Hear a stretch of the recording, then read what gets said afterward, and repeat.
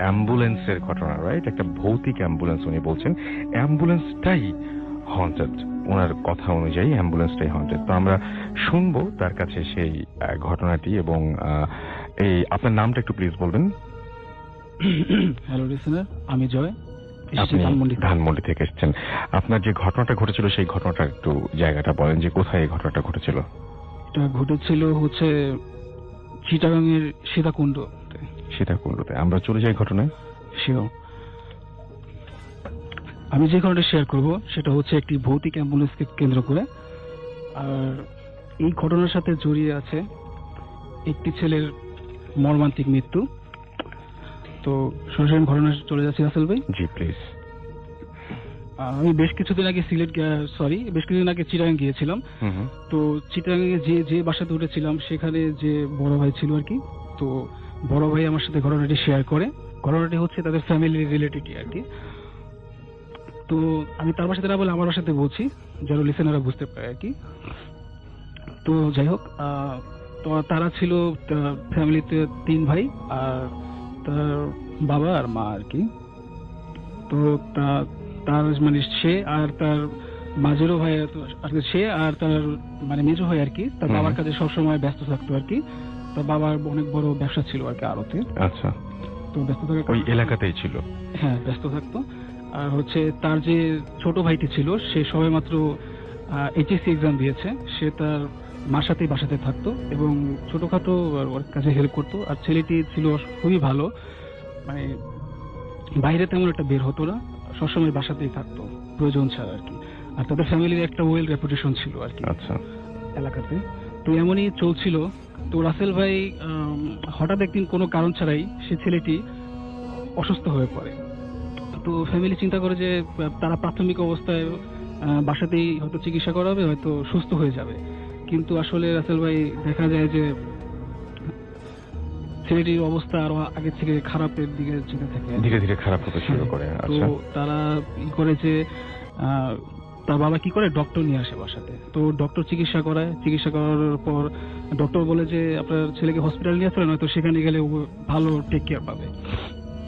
তো তার মা চিন্তা করে যে একটা আদরের ছেলে, সে কি করে বাইরে যাবে বা কিভাবে থাকবে বা কি করে খাবে। তো তার মা বলে যে দরকার নেই, সে বাসাতেই থাকুক, দেখি বাসাতে কিছু করা যায় কিনা, দরকার ডক্টর বাসাতে নিয়ে আসবো, বাসায় চিকিৎসা হবে। তো এর মাঝখানে আবার একদিন কবিরাজ আসে। কবিরাজ এসে তাকে মানে ছেলেটিকে দেখেই বলে দেয় যে এই ছেলের উপর খুব খারাপ একটা কিছু ভর করেছে এবং যা মানে জিন জাতীয় আর কি, যেটা মানে যাওয়ার সময় হয়তো এই ছেলেকে সাথে করে নিয়ে যেতে চাচ্ছে আর কি, বা আপনাদের ফ্যামিলির কোনো বড় একটা ক্ষতি করবে আর কি। তো তার বা আসলে খুবই চিন্তিত হয়ে পড়ে যে এটা কি বলছে। তো তার বাবা আবার একটু আধুনিক টাইপের লোক ছিল, যার কারণে তিনি এগুলো বিশ্বাস করতেন আর কি, আমলে নেননি। ডিয়ার লিসেনার, শুধুমাত্র বাছাই করা ভয়ানক ঘটনা শুনতে ভিডিওটি না টেনে শেষ পর্যন্ত দেখতে থাকুন। প্রত্যেকটা ঘটনায় শুনতে পারবেন বাছাইকৃত ভয়ানক ঘটনা। ভূতপ্রেমের যত ভয়ানক ঘটনা আছে আমি নিজেই বাছাই করে প্রতিনিয়ত এই ইউটিউব চ্যানেলে পাবলিশ করে থাকি। তাই বলবো, আপনারা যারা প্রতিনিয়ত এই ধরনের ঘটনা শুনতে চান অবশ্যই চ্যানেলটি সাবস্ক্রাইব করে নেবেন। বেশি কথা বলবো না, সরাসরি চলে যাচ্ছি ঘটনার মধ্যে। চলুন এই ভিডিওর মধ্যে একটি লাইক দিয়ে আমরা প্রত্যেকটা ঘটনা শেষ পর্যন্ত শুনে আসি। তো তিনি ওই ডক্টরের চিকিৎসাতে বিশ্বাসী ছিলেন আর কি।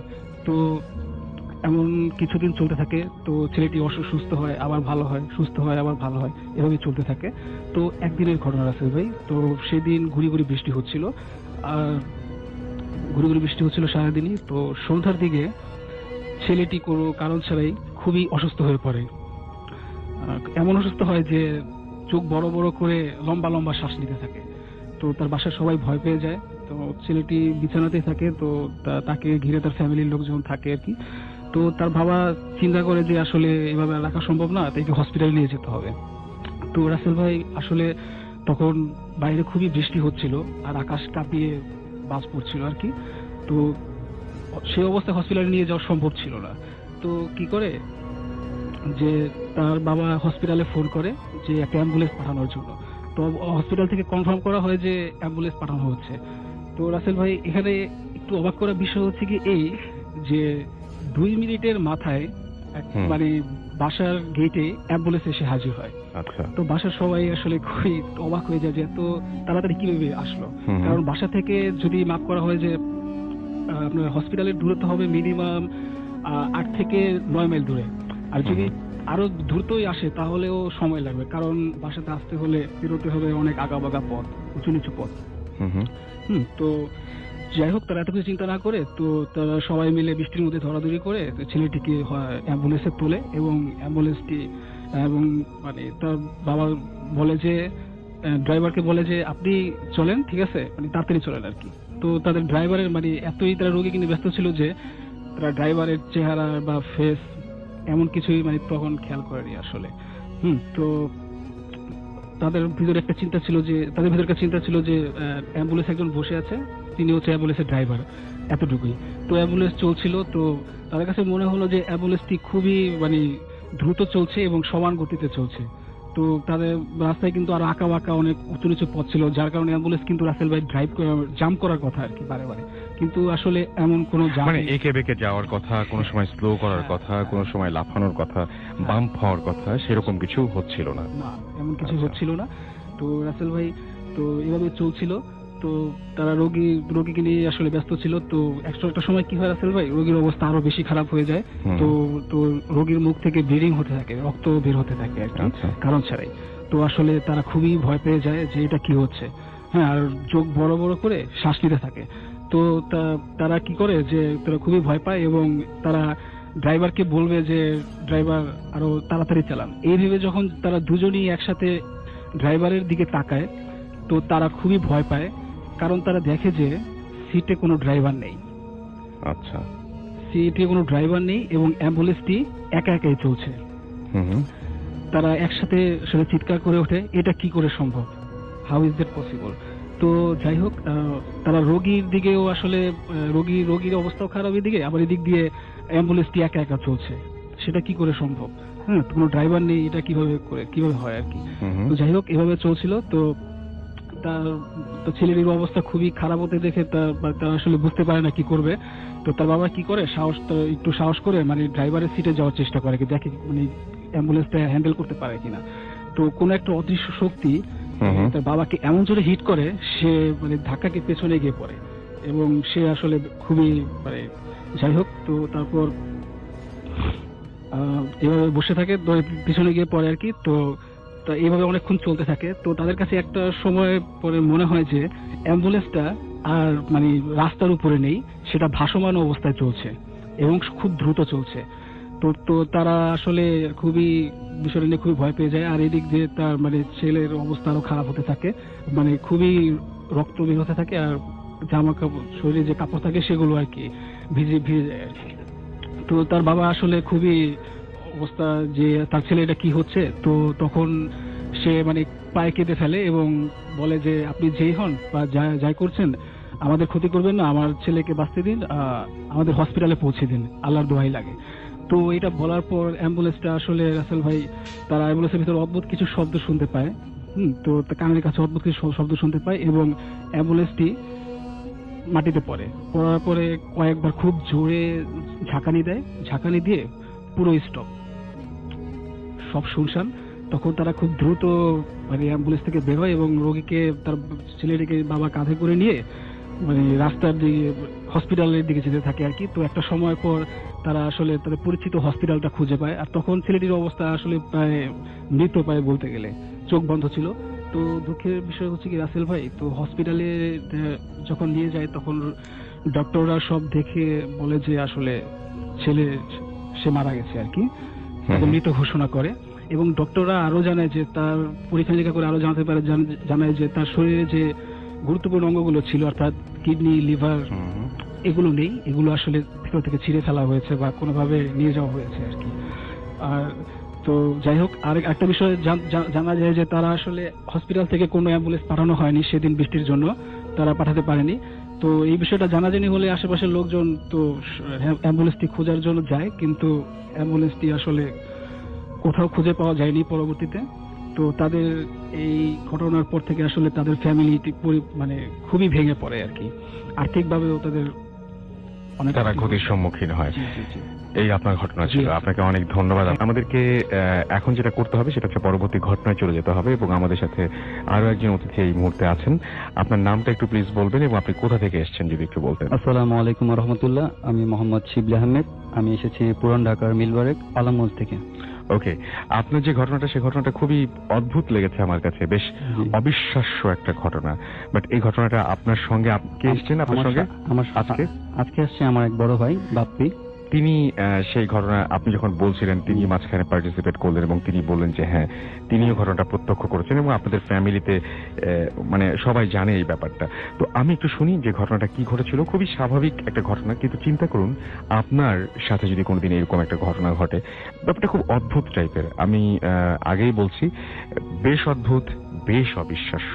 শুনবো আপনার ঘটনা। আচ্ছা ভাইয়া, আমি সরাসরি ঘটনা চলে যাচ্ছি। লাস্ট 2013 সেপ্টেম্বরের দিকে হবে ঘটনাটা। তখন চলছে শীতের সময়। তো আমার ফ্যামিলি কোনো কারণে বাসা থেকে বাইরে থাকা হয়। দেন আমি বাসায় একা থাকি।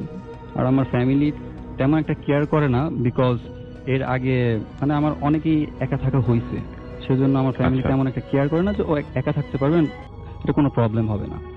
তো সেই জন্য অ্যাজ ইউজুয়াল আমি একা থাকি। দেন স্বাভাবিক সারাদিনের কাজকর্ম যেভাবেই করি সেভাবেই সারাদিনের মতো সবকিছু করে দেন জাস্ট 11টার পরে আমি বাসায় চলে আসি।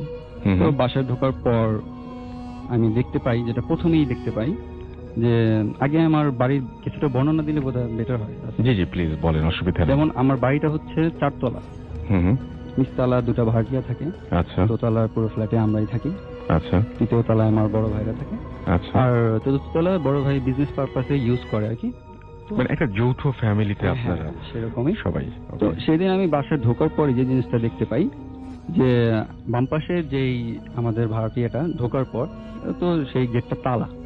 তো মোস্ট প্রবাবলি তারা কোথাও গিয়েছে বা এরকম কিছু, রাতে ফিরবে না যেহেতু এত রাত্র হয়ে গেছে। আর আরেকজন যে ভাড়াটিয়া ছিল তারা ঘুমাচ্ছে। দেন আমি গেটটা লক করে, আর আমার জন্য আমার চাচি রান্না টান্না করে রাখছিল, তো খাবার দাবার নিয়ে আমি উপরে চলে আসি। ও চলে গেট টেট লক করে ফ্রেশ হই। আর আমার একটা অভ্যাস আছে ভাইয়া, যে আমি প্রতিদিন রাত্র করে তাবলিগে যাওয়া হয়তো সেখান থেকেই শিখছি যে প্রতিদিন রাত্রে অজু করে দিন ঘুমাতে যাই। আচ্ছা তো ফ্রেশ হওয়ার পর অজু করি, অজু করার পর আমি টিভি ছাড়ি। তো টিভি ছেড়ে দেখি যে টেনিস স্পোর্টসে হয়তোবা বাংলাদেশ অস্ট্রেলিয়া একটা ম্যাচ হইতেছে, সেটা ওই যে বাংলাদেশ যেটা জিতছিল আচ্ছা আচ্ছা আচ্ছা, তো বুঝতে ওই পেরেছি। গেমটাই হইতেছে। হ্যাঁ, তো হ্যাঁ। আমি খুব এক্সাইটেড যে বাংলাদেশ জিতছিল, আশরাফুল সেটা সেঞ্চুরি করছে। হুম দেন আমি তাড়াহুড়ো করে খাবার দাবার সবকিছু অ্যারেঞ্জ করে পানি টানি সব নিয়ে ডাইনিং এ বসি না, যেহেতু আমি খেলাটা দেখবো আর খাবো। সো আমি বেডে চলে আসি। হুম হুম। তো বসে খাইতেছি, খেলা দেখতেছি, এরকম একটা মোমেন্টে যখন আমার খাওয়ার মাঝপথে মানে আমার খাওয়ার যে ময়লাটা হুম হুম। লাইক হাড্ডি টাইপের কিছু, আচ্ছা তো এই টাইপের কোনো কিছু যে ফেলবো, তো পুরোনো ঢাকায় মানে চিরঞ্চি ইউজ করা হয় এগুলো ফেলার জন্য, তো বা বন প্লেট এই টাইপের কিছু। তো আমি সেটা আনতে ভুলে গেছি, যেহেতু আমি তাড়াহুড়া করে সবকিছু করতে হয়েছে আমাকে। হুম হুম। তো ভুলে গেছি, এখন সেটা গিয়ে আনবো, এদিকে একটা এক্সাইটিং ম্যাচ চলতেছে। হুম হুম। তো সেটা আপনার উঠতে দেখবো- ইচ্ছে করছিল না হ্যাঁ, আসলে। হ্যাঁ, উঠতে ইচ্ছে করতেছিল না। তো আমি আচ্ছা। আশেপাশে তাকাই ভাইয়া, হুম হুম। আসলে দেখি কিছু আছে কি না ফেলার মতো। হুম হুম। দেন আমি যেটা নোটিস করি যে আমার জানালাটা খোলা, আর জানালার ওই পাশটা ভাইয়া প্রায় অনেক বছর যাবতই প্রায় 1.5 কাঠা জায়গা হবে, হুম হুম। তো পরিত্যক্ত অবস্থায় আছে। সেখানে আমার দাদি থাকতেন, তো তিনি মারা যাওয়ার পর সেখানে কেউ থাকেও নাই, প্লাস সেখানে কোনো ভাড়াটাও দেওয়া হয়নি। সে বাড়িটা একেবারে মানে সেই জায়গাটাই পরিত্যক্ত অবস্থায় আছে। তো ভাবলাম যে ওইখানে ময়লাটা ফেললে তেমন একটা প্রবলেম হবে না, তো আমি সাথে সাথে ফেলি। হুম হুম। তো আমি যেটা নোটিস করি, জাস্ট জ্বালানা যে গ্রিল আছে না ভাইয়া, হুম হুম। গ্রিলের সাথে হাঁড়ির টাচ করে এমন একটা সাউন্ড হয়, প্লাস হাঁড়িটা পড়ে যায়, জানালার ওপাশে পড়ে যায়। তো ওপাশে পড়ে যায়, তো আমার আর ওইদিকে ভ্রুক্ষেপ না করে আমি এখন খেলা দেখতেছি। তো খেলা দেখার পর হঠাৎ করে জাস্ট মোস্ট প্রবাবলি 3 সেকেন্ড হবে, 3 সেকেন্ড হুম। পর জাস্ট একটা শক্ত একটা কিছু হাড্ডি টাইপের কোনো কিছু যদি আপনার প্লেটে, কাঁচের প্লেটে যদি মানে ছুঁড়ে মারে কেউ, সেক্ষেত্রে কিন্তু ভাই একটা আওয়াজ হবে। আচ্ছা। দেন সেই আওয়াজটা আমি হ্যাঁ, পাই, সেটা স্বাভাবিক, খুব সেই স্বাভাবিক। আওয়াজটা আমি হ্যাঁ। পাই। তো আমি সাথে সাথে নিচে তাকাই যে হুম। ও, কি হইলো। দেন আমি দেখতে পেলাম যে আমার প্লেটে একটা হাড্ডি, শুকনো হাড্ডি ভাই, হুম হুম। যেটা কিনা মানে খাওয়ার পরে একটা আর খাওয়ার আগে যেটা প্লেটে থাকে সেটা কিন্তু হুম হুম। ডিফারেন্ট আইডেন্টিফাই করা যায় হুম হুম হুম হুম। শুকনো হাড্ডিটা। তো আচ্ছা। তারপরে আমি তেমন এটা মাথায় নেই না যে হইতে পারে এটা আমার আরো যে মাংসগুলো ছিল সেটাই হইতে পারে, হাড্ডিটা আমি যেটা ফেলছি সেটা ওইটা না। হুম হুম। দেন আমি আর এটা চিন্তা করি না, দেন সেই হাড্ডিটা নিয়ে আমি আবারও সেম কাজটা করি। এক্ষেত্রে আমি স্পষ্টভাবে দেখি যে কোনো গ্রিলের সাথে কোনো কিছু টাচ হয়নি, হুম হুম। গ্রিলের যে গ্যাপটা হুম হুম। সেই গ্যাপ দিয়ে ডাইরেক্টলি চলে গেল, মানে পার হয়ে গেল পার আর হয়ে কি। গেল। হ্যাঁ, তারপরে? দেন আমি মানে কিছুক্ষণ মানে ওইদিকে তাকাই, হুম অনুভব করার চেষ্টা করি যে সামথিং কিছু হইতেছে কিনা, বাট তেমন কোনো কিছু সাড়া না পায়া জাস্ট 3 সেকেন্ড পর আমি আবার খেলা দেখতেছি। হুম হুম। খেলা দেখার পর জাস্ট মোস্ট প্রবাবলি 8 থেকে 10 সেকেন্ড হবে, এরপর আমি সেম আওয়াজটা পাই, প্লেটে লাগার যে আওয়াজটা। আচ্ছা। এবার একটু জোরে, প্রথমবার একটু আস্তে সাউন্ড, এখন একটু মানে যে জোরে মারলে যে আওয়াজটা একটু বেড়ে যাবে না, হুম হুম হুম। সেই টাইপের আওয়াজটা। তো সেই আওয়াজটা পাই আমি, দেন আবারও তাকাই, সেম কাহিনী, হাড্ডিটা ওইরকম শুকনো আমার প্লেটে আছে। এবার আমি একটু মাথা ঘামাই যে এটা কি হইলো, হুম হুম। হয়তোবা নিচে থেকে কেউ আমাকে, কোনো মানুষ হয়তোবা ছুঁড়ে মারতে পারে, এরকম একটা কিউরিওসিটি নিয়ে আমি সাথে সাথে জানালার পাশে যাই এবং সব দিকটা যতটুকু পর্যন্ত দেখা যাচ্ছিল সব দিকটা সার্চ করি। তো আমি যেটা দেখতে পাই যে শীতের রাত্রে যেরকম একটা নিস্তব্ধতা, একটা যে কুয়াশা যে উড়ে বেড়ায়, সেরকম একটা মনোরম পরিবেশ, একেবারে ঠান্ডা পরিবেশটা, সেখানে মানে কেউ আসার কোনো মানে উপস্থিতি কোনো বোঝা চান্সই যাচ্ছে নাই না, একদম। চান্সই নেই। হ্যাঁ। তো এরকম দেখি, তা মনে মনে ভাইবানি হয়তোবা কেউ হয়তোবা আমার সাথে ফাজলামো করছে, হুম। হয়তোবা জানে, যেহেতু আমি বাসায় একা। আর অন্য দিন থেকে ভাইয়া এই ব্যাপারটা একটু আলাদা যে আমি একা, হুম হুম। কারণ অন্যান্য দিনে আমি যখন একা থাকি দেন তৃতীয় তলায় হয়তো ভাইয়েরা থাকে, নিচতলা ভাড়াটিয়া গুলো থাকে, হুম হুম। আর এটা একটু ডিফারেন্ট কেন, দোতলায় তো আমাদের বাসায় কেউ নাই, সে সাথে ভাইয়ারাও কেউ নাই, হুম আর হুম। 4 তলা তো কেউ থাকেই না, এখানে ভাইয়া বিজনেস পারপাসে এই ইউজ করে। হুম হুম। দেন নিচের একটা ভাড়াটিয়া নাই, একজন আছে, তাও গেট লক। হুম। বুঝতেই পারতেছেন যে পুরোটা বাড়িতে হয়তো বা একটা ভাড়াটিয়া ছাড়া 4 তলা বিল্ডিং এ আমি একা। একদম। তো মাস্ট বি আমি এটা থিঙ্ক করে নিছি যে এই সুযোগটা হয়তো বা কেউ নিছে হুম হুম। আমাকে ভয় দেখানোর জন্য, বা এরকম কোন ইনটিউশন তার ভিতরে আছে, সে এইভাবে করতে পারে। আমি ব্যাপারটা এইভাবে নিছি, কারণ আমার রাত্রিতে পার করতে হবে একা, আমি ভয় পেলে তো চলবে না। তো হুম হুম। এইভাবেই নিছি ব্যাপারটা। তো এইভাবে নেওয়ার পর দেন আবার সেই হাড্ডিটা যখন আমি দেখি, দেন আবার আমি ছুঁড়ে মারি। আচ্ছা। ও এটা বলছি হ্যাঁ। হুম। তো ছুরি মারার পর যখন আসলো আমি দেখলাম কেউ নেই, দেন আমার মাথায় একটা কিউরিওসিটি কাজ করে যে হাড্ডিটা যখন আমি মারলাম সেই হাড্ডিটা ফেরত আসলো। হুম। সেটা হয়তো বা পসিবল কোনোভাবে, যে আমি মারলাম সে কোনোভাবে এটা খুঁজে বা সেম জিনিসটাই আমারে মারলো, বা এটা কোইন্সিডেন্টলি আমার প্লেটে এসে পড়লো, এটাই হইতেই পারে। হুম। বাট এমন কিছু কি করা যায় যেটা কোনো মানুষের পক্ষে সেটা সম্ভব না, এইটা যে জিনিসটা আমি মারলে একটা মানুষ তাৎক্ষণিকভাবে সেই জিনিসটা আমার রিটার্ন করতে পারবে না, রাইট। এরকম কোনো কিছু আমি থিঙ্ক করতেছিলাম যে কি করা যায়। দেন ওই ইতিমধ্যে ভাই আমার খাবারের রুচি চলে গেছে, আমি আর খাবো না। দেন আমি প্লেটে হাত দিয়ে ফেলছি, তো হাত ধোয়ার পর আধা গ্লাস পানি আমার রয়ে যায়। তো ওই আধা গ্লাস পানির দিকে যখন আমি তাকাই তখন আমি মানে আর আমার বোঝার বাকি নেই যে এই জিনিসটা হয়তো বা যদি মারি তো তার পক্ষে তাৎক্ষণিকভাবে সেটা রিপ্লাই করা সম্ভব হবে না। তো সেরকম চিন্তা করতে করতেই আমি আর বেশিক্ষণ ভাবি না, সাথে সাথে ছুঁড়ে মারি। হুম। তো পানিটা জানালা ক্রস করে দেন কিছু সময় পর নিচে পড়ে, আর এত নীরব ছিল যে পানিটা যে পড়ছে সেই আওয়াজটাও আমি স্পষ্ট শুনতে পেয়েছি। ওকে।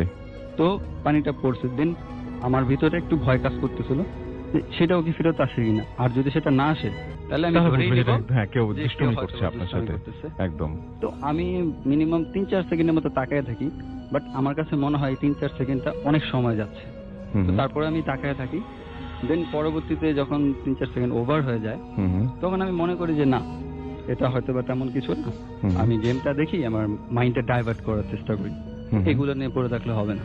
দেন আমি আবার গেমে চলে আসছি, আশরাফুল ইজ 90, তো ইতিমধ্যে কিছুক্ষণ পরে হয়তো সেঞ্চুরি হবে, তো সেদিকে ই করতেছি। জাস্ট ভাইয়া আমি টিভিতে ফেরার জাস্ট 4 থেকে 5 সেকেন্ড পর মানে আচমকা একটা স্রোতের মতো মানে পানি কোথা থেকে এসে আমি পুরো ভিজে গেলাম। দেন আমি বুঝতে পারলাম না যে এটা কি হলো, বা এতটুকু সময়ের ভিতরে সেটাও রিটার্ন হয়ে আসলো। হুম হুম। তখন আমার ভিতরে ভয় কাজ করে। আর যখন আমি এই জিনিসটা দেখি, আমার শরীরের দিকে তাকাই যে আমার কোন কোন অংশে ভিজে গেছে, তো শরীরের মানে দিকে যে যখন পানিটা এসে আপনাকে পুরোপুরি ভিজিয়ে দিল। পুরোপুরি আমার গেঞ্জি প্যান্ট সব ভিজে গেল। হুম হুম হুম। দেন ভাইয়া আমি দেখলাম যে কোথায় কোথায় ভিজছে, বা ওইদিকে আপনার গায়ে যদি কেউ পানি মারে আপনি মাছটি দেখবেন একদম। যে কোথায়। দেন আমি দেখলাম, বাট দেখার পরেই ভাই আমি স্টান্ড হয়ে গেলাম। হুম হুম। এ কি, মারলাম পানি, বাট আমার শরীরটা সম্পূর্ণ ভিজে লাল হয়ে আছে। হুম হুম। আমি এখন আমার গায়ে ভাইয়া পশম দাঁড়ায় যেতেছে যে মানে এটা কিভাবে পসিবল। এতক্ষণ তো আমি ফানিলি নিতেছিলাম ব্যাপারটা যে হয়তো বা কেউ আমার সাথে দুষ্টামি করতেছে, বাট হুম। এইটা কি হলো সেটাই। বা কেন হলো, আমি কোনো কিছুই মিলাইতে পারতেছিলাম না। তখন আমি ভাবলাম যে জিনিসটা কি। আর ওই জিনিসটা আসার পর থেকে আমার শরীরটা এতটাই ভারী হতে শুরু করলো, আমি মানে একেবারে জমে গেছি। লাইক হুম হুম। আমি নড়াচড়া করতে পারতেছি না, আমি মানে জমেও গেছি, প্লাস আমি এত ওয়েটফুল হয়ে গেছি, মানে আমি লড়তে পারতেছি না। হুম হুম। তখন আমি শরীরে জাস্ট একটু হাত দিয়ে কাপড় থেকে হাতে নিয়ে জাস্ট গন্ধটা, স্মেলটা শোকার চেষ্টা করি যে আলটিমেটলি জিনিসটা কি। তখন আমি ক্লিয়ারলি বুঝতে পারি যেটা একটা একেবারে তাজা রক্তের একটা স্মেল, হুম হুম। একেবারে বাজে একটা স্মেল। হুম হুম। আর আমার শরীরে প্রচুর গরম লাগতে থাকে। আসলে যে তাজা রক্ত যে একটা গরম একটা ভাব আছে, সেটা কিন্তু অনুভব করা যায়। যে সাথে সাথে যখন আমরা এই কোরবানির সময় গরু কোরবানি দিই, এবং সাথে সাথে যে রক্তটা বের হয় হুম। সেটা কিন্তু ভাই একটু হলো গরম থাকে, টাটকা রক্তটা যেটা, তো সেই রকম একটা কিছু ফিল করি। But সেই জিনিসটা দেখার পর আর বেশি মানে যে গন্ধটা যখন শুকলাম, তখনই মানে মানে কেমন যেন একটা নেশার ঘোরের মতো আমার সব কিছু গোলায় যেতেছিল। আচ্ছা। আমি দেখতেছিলাম আমার টিভি, আমার ফ্যান আমার মাথার চারিদিকে এরকম ঘুরতেছে। আপনি অসুস্থ বোধ হ্যাঁ, করছিলেন। একেবারে আমি হ্যাঁ। আমার সাউন্ড গুলা ভারী হয়ে যেতেছে। আমি মানে এরকমই করতেছি, আর মাইন্ডে আমার চলতেছিল যে এই যে স্টেপ বাই স্টেপ ঘটনাগুলো ঘটতেছে, হুম হুম। ছুড়ে মারলাম আসলো, পানি মারলাম আসলো, এই ঘটনাগুলো মানে 3টা স্টেপে রিক্যাপের মতো আমার সার্কেলের মতো আমার মাথায় ঘুরতেছে, একটু ফরওয়ার্ড টাইপের, মানে তাড়াতাড়ি তাড়াতাড়ি হুম হুম হুম। যে এটার পর এটা হইতেছে, এটার পর এটা হইতেছে।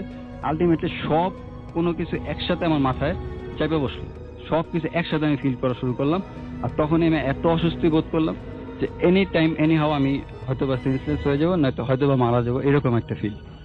দেন আমি তখন চিন্তা করি যে হায়াত মত তো আল্লাহর হাতে, হয়তো বা হায়াত থাকলে মরবো না, বাট এরকম একটা শখ যদি আমার মাইন্ডে এফেক্ট করে, হতে পারে আমি মানসিক বিকারগ্রস্ত হয়ে যেতে পারি।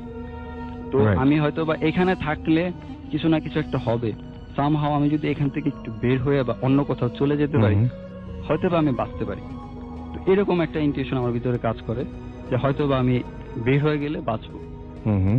দেন আমি অনেক চেষ্টা করি চিৎকার করার, বাট চিৎকার করতেছি, আমার চিৎকার আমি শুনতে পাইতেছি না, অন্য কেউ শুনতে দূরের কথা, আমার চিৎকার আমি শুনতে পারতেছি না।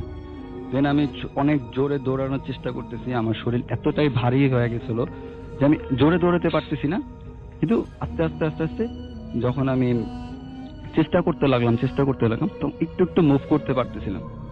তখন যতটুকু সম্ভব, যত ফোর্সে সম্ভব আমি ছুটে গেলাম, আমাদের দরজাটা খুললাম, দেন আমি দৌড়াতে থাকলাম।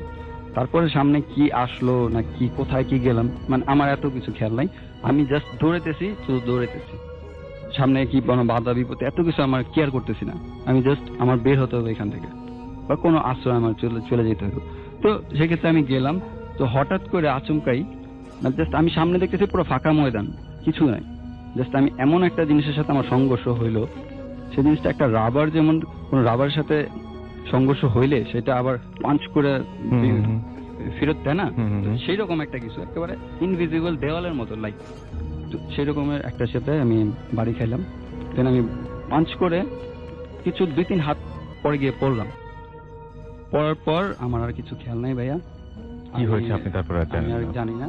পরবর্তীতে পরদিন আমি যখন ঘুম থেকে উঠি, দেন আমার ফার্স্টেই আমি দেখি আমার ড্রেস আপ গুলো চেঞ্জ, হুম হুম। আর আমি যে রুমে বসা ছিলাম বা শুই, তো সেই রুম থেকে আমি সেই রুমে নাই, আমি আমার আম্মার রুমে। তো আমারাও সবাই চলে আসছে, তারা হয়তো সকালবেলা শুনতে পারছে। দেন আসার পর আমি জিজ্ঞেস করলাম, প্রথমেই আমার কথাটা ছিল যে আমার ড্রেসগুলো কোথায়, আমার দেখতে হবে যে ব্লাডগুলো কি এখন আছে কিনা, হুম হুম আমার ড্রেসগুলো কোথায়। দেন আমি জিজ্ঞেস করলাম আম্মাকে, আম্মু বললো যে ওগুলো কিছু না, তুই শুয়ে পড়, তুই অসুস্থ না। আমি বললাম না, আমার ড্রেসগুলো দেখান। বল না, তুই রেস্ট নে, ঘুমা, ঘুম থেকে উঠে আমি তোর সব বলতেছি। দেন আমি আবার শুয়ে পড়লাম। মোস্ট প্রবাবলি প্রচন্ড জ্বরের জন্য আমাকে ইঞ্জেকশন দেওয়া হয়েছিল, হয়তো ঘুমেরও হয়তো বা দেওয়া হয়েছিল। হুম দেন আমার প্রচন্ড ঘুমও আসতেছিল, শরীরটা প্রচুর উইক লাগতেছিল, আমি শুয়ে পড়লাম। বিকেলবেলা আমার ঘুম ভাঙে, পরিপূর্ণ একটা ঘুম হয়। বিকেলবেলা ঘুম ভাঙে প্রচন্ড মাথা ব্যথার সাথে। ঘুম থেকে উঠি, জাস্ট আমার একই কোশ্চেন, আমার ড্রেসগুলো কোথায়? কারণ আমি তো দেখবো, যত পর্যন্ত আমি না দেখবো যে রাত্রেবেলা আমি যে জিনিসটা দেখছিলাম সেটা কি আসলে ট্রু কিনা। দেন বললো যে ড্রেসগুলো তো ফালাই দিব, তো ওইগুলো আমি টয়লেটে রাখছিলাম, এখন আছে কিনা জিয়াতে হয়তো বা কেউ ফালাই দিতে পারে। দুদিন আমি বাথরুমে জাস্ট 2 থেকে 3 হাত পিছন থেকেই মানে স্মেলের জন্য আগাইতে পারতেছিলাম না, এত বাজে গন্ধ। মানে সকাল থেকে কেউ টয়লেটে যাওয়া পসিবল হয়ে উঠতেছিল না, এত বাজে গন্ধ। তো তারপর আমি কোনো মতে নাক চেপে গেলাম, যাওয়ার পর আমি দেখার চেষ্টা করলাম। দেন দেখি যে কোনো রক্ত নেই, কিছু নেই, ভেজা ড্রেসগুলা। হ্যাঁ, আপনার সঙ্গে যিনি এসেছেন আপনার ভাই, তিনিও বলছিলেন যে তারাও আসলে জামাতে কোনো রক্ত দেখেননি। তো যাই হোক, এই ছিল তো মোটামুটি আপনার ঘটনা। এই ছিল। আর পরবর্তীতে এটা আমি যখন সুস্থ হই পুরোপুরি, তখন আমি মানে এই জিনিসটা কিভাবে হইলো, কেন হইলো, এই জিনিসটা খোঁজার জন্য আমি একটু ট্রাই করি। ইভেন আমি তাবলিগ জামাতে যাওয়ার ফলে আমার ফরিদাবাদ মাদ্রাসা কিছু অনেক বুজুর্গদের সাথে পরিচয় হয়। তো তারা কি এই ব্যাপারগুলোকে ডিফাইন করতে পারতো, তো তারা কি বলেছেন একটু বলেন আমাদেরকে। তো আমি পরবর্তী ফোনে কন্ট্যাক্ট করি যে আমার সাথে তো এরকম একটা ইনসিডেন্ট হয়ে গেছে, তো ভাই আপনার সাথে আমি একটু কথা বলতে চাই। সেটা বুঝলাম, কি বলেছেন তারা সেটা শুনতে যাচ্ছি। ঠিক আছে, তার সাথে বললাম, দেন পুরো ঘটনা বলার পর তারা বলল যে ইতিপূর্বে কি এরকম কোনো ইনসিডেন্ট হয়েছে বা কারো কোনো ক্ষতি হয়েছে? আমি বললাম যে না, তেমন কোনো ক্ষতি হয়নি। টুকটাক আমার আম্মুর সাথেও সেম ঘটনাটা কিছুদিন পরে ঘটছে, বাট তখনও ঘটেনি। তো বললাম যে না, কোনো ক্ষতি হয়নি। তারা তখন বলল যে এখানে অনেক বছর মানে শত বছর এই টাইপের অনেক দিন যাবতই এখানে কারো প্রেজেন্স আছে, বাট তারা যেহেতু এত ইতিপূর্বে কারো ক্ষতি করে নাই, তো তাদের ক্ষতি করারও কোনো ইচ্ছা নাই। তো সেই জন্যই হয়তো বা তোমারও কোনো ক্ষতি করেনি। বাট তোমার যে ঘটনাটা ঘটছে সেটা হয় কি, আমাদের যেরকম একটা জগৎ আছে, তো তাদেরও একটা এরকম জগৎ আছে, তাদেরও ইউনিভার্স আছে। তো তারাও চলাফেরা করে, তারাও সবকিছু করে আমাদের মতো। তো কোরআনে যেহেতু আছে জিন জাতি, মানুষ জাতি, তো সেই রকম। তো যখন যে এই ঘটনাটা ঘটছে, হয়তো বা এমন হইতে পারে যে তারা সেই জায়গায় তাদের চলাচল ছিল, তোমার কোনো কিছু ছুঁড়ে মারা হয়তো বা তার আঘাতগ্রস্ত হয়েছে, অথবা তাদের পথে সেই জিনিসটা কাটা হয়ে দাঁড়াচ্ছে, বা তার এটা লাইক করে নেই যে এই জিনিসটা তাদের সাথে হোক। জাস্ট সেই জিনিসটার হয়তো বা তারা রিপ্লাই দিছে। তো এই কথা বলার পরে আমি একটু শেয়ার করলাম যে আমার দাদি থেকে শুরু করে আমার মুরব্বীরা যারা আছে তাদের থেকে আমি অনেক শুনছি যে আমার দাদা প্লাস দাদার আব্বার থেকে একটা মানে জিনের একটা প্রচলন চলে আসছে। তারা আর কি তাদের মানে পালতো টাইপের, এই টাইপের একটা মানে তারা আর কি জিন পালতো, এরকম শুনছি। তো এইগুলা, তো এরকম এগুলো বলার পর তারা বললো যে হয়তোবা এগুলা এখনো আছে পাহারাদার হিসাবে, হয়তোবা তারাই এগুলা করছে, বাট তারা আলটিমেটলি কোনো ক্ষতি করতে চায় না। ওকে, আপনাকে অনেক ধন্যবাদ। আপনার আবারও চলে যাচ্ছি ঘটনায় এবং আমাদের প্রথম অতিথির কাছে। আপনার নামটা প্লিজ আরো একবার বলবেন এবং তারপরে আপনার ঘটনায় চলে যাবেন। Hello listener, Joy again from Dhanmondi.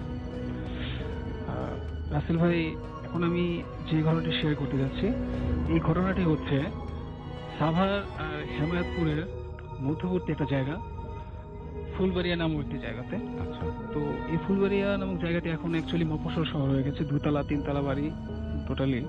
তো একটা তো আজ থেকে 15 বছর আগে এটা কিন্তু তার মফস্বল শহর ছিল না, বলতে গেলে টোটালি ছিল একটা মানে গ্রাম্য অঞ্চল আর কি। তো সন্ধ্যার পরে মানুষ নেই বললেই চলে, এমন একটা অবস্থা হতো। আর এই ঘটনাটি ঘটেছে অ্যাকচুয়ালি আমার ছোট মামার সাথে। আর আমার ছোট মামার সাথে ঘটনাটি ঘটে এখন থেকে প্রায় 25 বছর আগে, অর্থাৎ তখন মামার বয়স ছিল 16 কি 15 এমন হবে। তো যাই হোক, যেদিনকার ঘটনা সেদিনের ঘটনাটি বলছে আর কি। তো সেদিন ছিল তখন ছিল গরমকাল, প্রায় রাতে কারেন্ট চলে যেত, আর কারেন্ট চলে গেলে কি রাসেল ভাই 2 দিন বা 3 দিন আসতো না তখনের দিনে আর কি। তো যাই হোক, রাতে কারেন্ট চলে গেল মাঝরাতে, মামার ঘুম ভেঙে যায় এবং মামারা সবাই একসাথে ঘুমাতেন।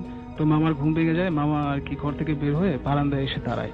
তো বারান্দায় এসে দাঁড়ানোর পর সেদিন ছিল ভরা পূর্ণিমা, যার কারণে মামা যে রুমে ঘুমাতেন তার পাশেই ছিল তার মার ঘর আর কি। তো মামা দেখতে পায় যে সেখানে একজন মহিলা দাঁড়িয়ে আছে। মামা চিনতে পারে এটা তার মা। তো আচ্ছা। মামা কি করে, কাছে যায়, কাছে গিয়ে বলে যে মা, আমি একটু টয়লেটে যাব, তুমি আমার সাথে আসো। তো তার মা বলে যে একটা কথা বলে যে আসো। তো মামা পুরনো অভ্যাসমশত তার মার আঁচল ধরে এবং তার মা বলে যে চলো। তখন তার মা হাঁটা শুরু করে এবং একটা সময় বাড়ি থেকে হেঁটে কাঁচামাটি রাস্তায় নেমে আসে আর কি। তো মামা বলে যে মা, টয়লেট তো ওইদিকে না, তুমি ওদিকে যাচ্ছ কেন? তো বলে যে কথা কম বল, আমার সাথে চল। তো এভাবে যেতে থাকে। তো মামা মাঝখানে রাস্তায় অনেক কিছু বলে যে মা, এত রাত কোথায় যাচ্ছ, বাসায় ফিরে চলো। তো সে তার মা কোনো কথাই শোনে না, তো শুধু হাঁটতে থাকে। তো এভাবে তারা গ্রামের অনেকটা পথ এক সময় হেঁটে চলে আসে। তো সেদিন মাঝরাতে তো হালকা হালকা বাতাস বইছিল, বাতাসে মামার নাকে একটা গন্ধ আসে আর কি, মাংস পচে গেলে যেমন একটা গন্ধ এমন আর কি।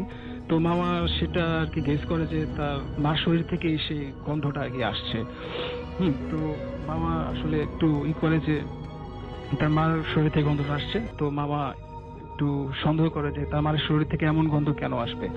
আর তার মামা আসলে একটু পরে বিষয়টা বুঝতে পারে যে সেই দিন আসলে তার মা অসুস্থ ছিল। তার মা কোনোভাবেই আসলে তার সাথে আসা সম্ভব না। আর তার মা আসলে এতটা শক্তি পেল কি করে, বা এত দ্রুতই বা হাঁটছে কি করে। তো তখন তার মনে একটু সন্দেহ জাগে। তখন তিনি আসলে বুঝতে পারে যে এটা আসলে তার মা না, এটা অন্য কোনো মহিলা আর কি। তো আসলে তখন তার বুঝতে পারাটা আসলে রাসেল ভাই একটু দেরি হয়ে গিয়েছিল। আসলে ততক্ষণে সেই মহিলা মামার হাতটা শক্ত করে ধরে ফেলেছে এবং প্রায় একটা পর্যায়ে টেনে টেনে নিয়ে যাচ্ছিল। মামা আকুতি বিনতি করছিল যে আমাকে ছাড়েন, আমি বাসায় যাবো, তোমাকে বাসায় দিয়ে আসেন। তো সে ছিল কি রাসেল ভাই, মানে একটু পথের একটু সামনেই ছিল একটা বিশাল আম বাগান। তো মানে তখনকার মানে গ্রামের লোকজন সেটাকে আমবাগ বলে জানতো, আর সেটা নিয়ে অনেক ধরনের ভৌতিক অভিজ্ঞতার ঘটনা আছে আর কি। তো যাই হোক, একটা সময় পর মামাকে প্রায় টেনে টেনে সেই বাগানের দিকেই নিয়ে যাওয়া হয়। আর মামা আসলে প্রায় টেনে হেঁচে নিয়ে যাওয়া হয়। আর মামা শুনতে পায় যে দূরের যে কুকুরগুলো বা গাছের যে পেঁচা বা বাদুড়, সেগুলো অদ্ভুতভাবে শব্দ করছিল। তো মামা আসলে বুঝতে পারে যে তার সাথে ভয়ঙ্কর কোন একটা ঘটনা হতে যাচ্ছে। তো একটা সময় পর মামাকে পুরো টেনে হিঁচড়ে বাগানের ভিতরে একটা ডোবা ছিল আর কি। তো সেই ডোবার কাছাকাছি নিয়ে যাওয়া হয়। তো মামা আসলে অনেক আকুতি মিনতি করে, তো তাও মামাকে আগে ছাড়া হয় না। তো যাই হোক, একটা সময় পর মামাকে টেনে সেই একেবারে ডোবার কাছাকাছি নিয়ে আসা হয় এবং সেই মহিলাও ডোবার ভেতরে ডোবাইতে নামে এবং মামাকেও কি করে এক টান দিয়ে সেই ডোবাতে কোমর পর্যন্ত নামিয়ে ফেলে আর কি। তো রাসেল ভাই তখন আসলে মামার গায়ে একটু শক্তিও ছিল না, মামা শুধু তাকিয়ে তাকিয়ে দেখছিলেন। তো যাই হোক, মহিলা একটা সময় পর মামার দিকে এবার পুরোপুরি ঘুরে দাঁড়ালেন। আর মামা মানে যা দেখলেন, মানে খুবই আসলে ভয় পেলেন। তার জীবনে তিনি আসলে এত ভয় পাননি।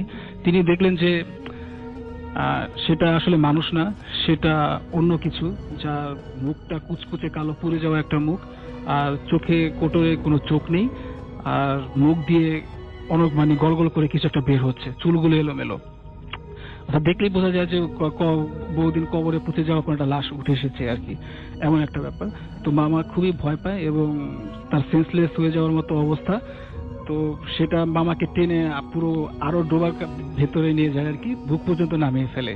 তো মামা আসলে তখন সেন্সলেস হওয়ার আগে একটুই হয় যে তার কাঁধে কেউ একজন হাত রেখেছিল আর কি, এতটুকু মামা বুঝতে পারে। তারপর মামা আর কি অজ্ঞান হয়ে যায়। তো মামার যখন আর কি সকালে ঘুম ভাঙে, তো সে নিজেকে তার বিছানায় আবিষ্কার করে এবং দেখে যে তার মা পাশে বসে আছে এবং গ্রামের কিছু মুরব্বীও সেখানে বসে আছে। তো যাই হোক, মামা জিজ্ঞেস করে যে সে কিভাবে বেঁচে ফিরলো। তখন তার মা বলে যে ওই আমবাগানের পাশে একটা মন্দির ছিল, যেখানে এক পুরোহিত যেখানে পুজো টুজো দেওয়া হতো আর কি, এক পুরোহিত থাকতো আর কি। তো পুরোহিত রাতের বেলা শব্দ শুনে তো সেই চিৎকারের শব্দ শুনে অনুসরণ করে আমবাগানের ভেতরে ঢোকে এবং সেখানে সেই ডোবাতে মামাকে আর কি ডুবন্ত অবস্থায় পায় এবং মামাকে টেনে তোলে আর কি। তো বলে এরপর থেকে আর কি বাবা আর কি খুবই অসুস্থ হয়ে যায়। তো মামা অসুস্থ হয়ে যাওয়ার পরে আসলে রাসেল ভাই এখনো মাঝে মাঝে মাঝে একটা সময় মামা অসুস্থ থাকে। এই ছিল আসলে আমার ঘটনা। অনেক ধন্যবাদ আপনাকে। হাই লিসেনার্স, আমি জাপান থেকে বলছি। আমি জাপানের টোকিও শহরের একটি বিশ্ববিদ্যালয়ে পিএইচডিতে অধ্যয়নরত আছি। তো আমি যখন এখানে পিএইচডিতে এনরোল করি তখন আমি টোকিওর নেরিমাকু সিটিতে নেরিমে স্টেশনের পাশেই একটা শেয়ার্ড হাউসে উঠি। এবং আপনারা জানেন টোকিও বিশ্বের মধ্যে খুব এক্সপেন্সিভ সিটিগুলোর মধ্যে একটি, যে কারণে আমি যে বাসাতে উঠি সেই বাসাটার রেন্ট ছিল অত্যন্ত বেশি এবং আমি যে স্কলারশিপ পেতাম সেই স্কলারশিপ দিয়ে আমার পক্ষে সেই বাসা ভাড়া দিয়ে আমার ডেইলি লাইফ অলমোস্ট ইম্পসিবল হয়ে ওঠে। সেজন্য আমি চিন্তা করি যে কোনো বেটার অ্যাকোমোডেশন কম ভাড়ায় পাওয়া যায় কিনা। সেজন্য আমি মনে মনে একটা বাসা খুঁজতে থাকি। বাসা খুঁজতে খুঁজতে আমি দেখি যে আসলে নেরিমাকু সিটিতে বাসা ভাড়া এরকমই। আমি আমার পছন্দের মতো বাসা কিন্তু কম ভাড়ায় আমি কিছুতেই খুঁজে পাচ্ছিলাম না। এভাবে আমি খুঁজতে থাকি। খুঁজতে খুঁজতে এক সময় আমি পেয়ে যাই একটা বাসা, যে বাসাটা অনেকটা পুরাতন একটা বাসা, যে বাসার ভিতরে ছিল একটি কমলা বাগান এবং সেখানে কিছু পার্সারের মতো ছিল এবং সেই ওয়াল বেয়ে বেশ শিকড়ের মতো অনেক বোঝা যায় যে বাসাটা অনেকদিন থেকে অবৈধ। তো আমি একদিন দেখলাম যে সেই বাসায় লেখা টু লেট, তার মানে সেখানে আমি উঠতে পারবো। তো সেজন্য আমি একদিন সেই বাসায় গেলাম এবং সেই বাসার মালিকের সঙ্গে কথা বললাম এবং আমি আশ্চর্য হলাম, ভাড়া অত্যন্ত কম। আমি আগে যে বাসায় ছিলাম সেই বাসার সমপরিমাণ সুবিধা, কিন্তু এখানে ভাড়াটা জাস্ট এখানকার চেয়ে অর্ধেক। আমি মনে মনে খুশি হলাম। খুশি হয়ে আমি পরের মাসেই সেই বাসায় উঠে গেলাম। উঠে যাওয়ার ফলে ভালো যাচ্ছিল। আমাদের বাসাটা ছিল একটা শেয়ার টাইপের বাসা, যেখানে 4টা রুম ছিল। 4টা রুমে আমরা 3 জন গেস্ট ছিলাম আর কি। তো আমার রুমটার সাথে একটা বাথরুম ছিল, অ্যাটাচ বাথরুম, এবং কিচেনটা ছিল আমাদের কমন কিচেন। এবং আমার রুমের মধ্যে ছিল একটা ছোট্ট সিঙ্গেল খাট, একটা টেবিল, একটা ওয়ার্ডরোব এবং একটি ফ্রিজ। তো আমার প্রথম দিকে বাসায় ভালোই লাগতো, কোনো সমস্যা হয়নি।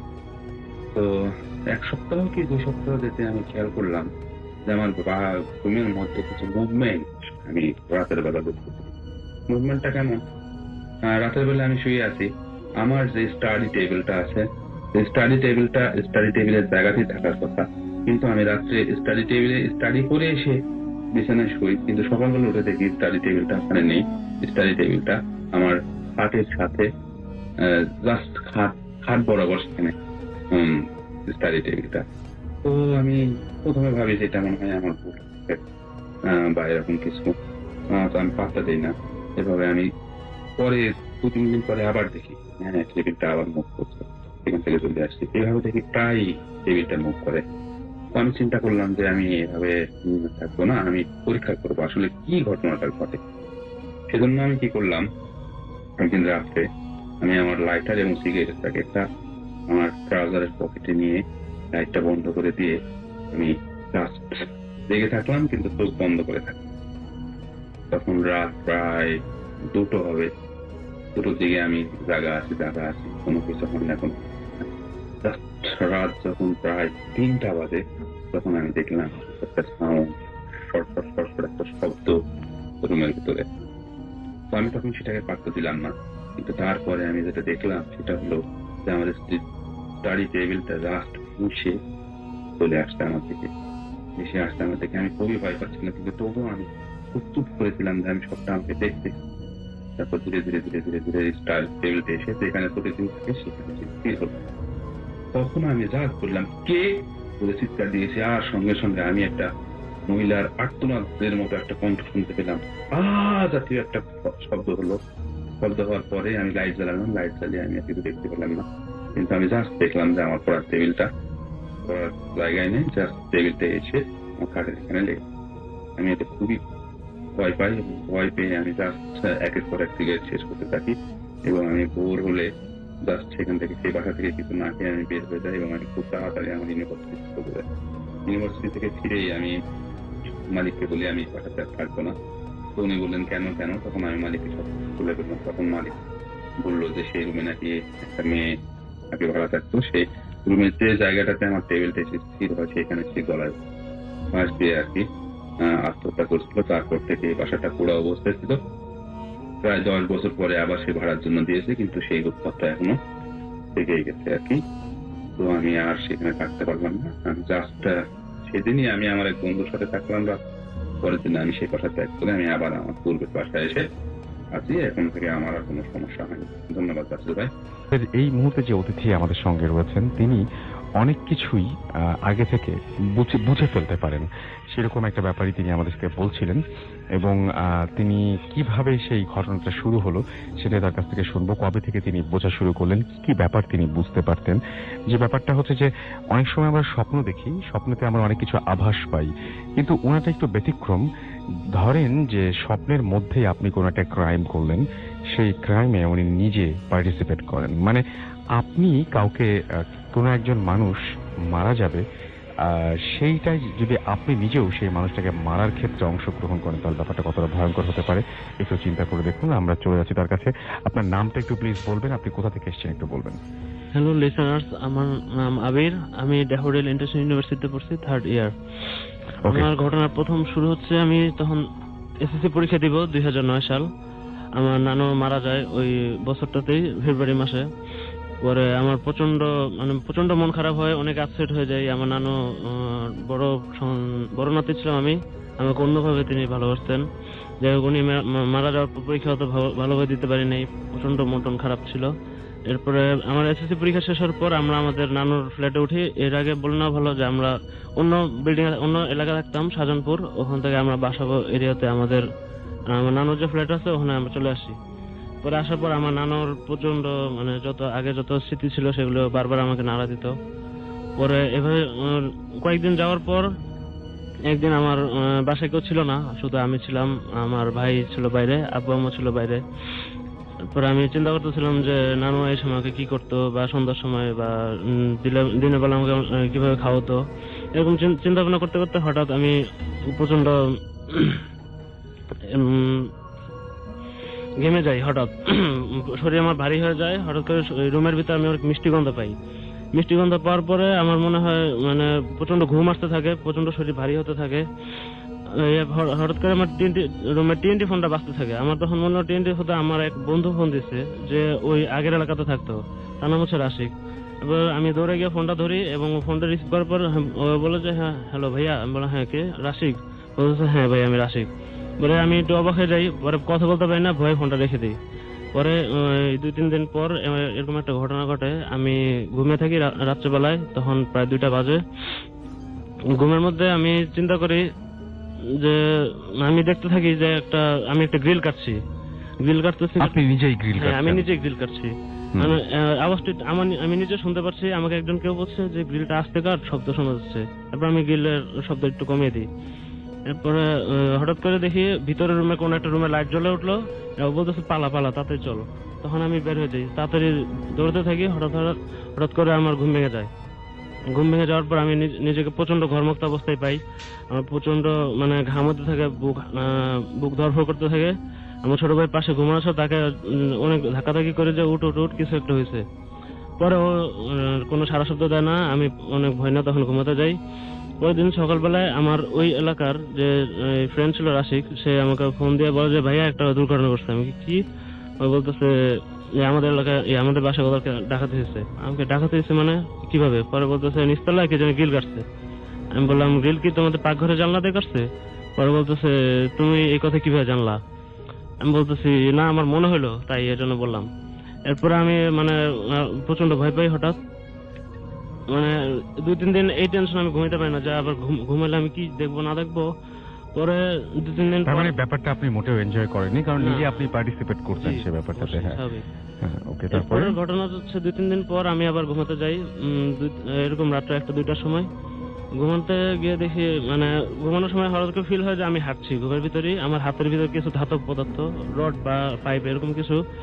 আমাকে একজন বলছে যে আজকে ওকে পেলে কিছু একটা করে ফেলবো, মারধর করবো। আমি বলতেছি ঘুমের মধ্যে যে না, মারধর করা দরকার নাই, তাকে বুঝালেই হবে। কিন্তু তা বলছে না, ঠিক আছে। পরে আমরা 2-3 জন একসাথে হাঁটছি, হাতের মধ্যে রড সবারই। একজন গিয়ে একটি টিনের বাড়িতে নক করলো।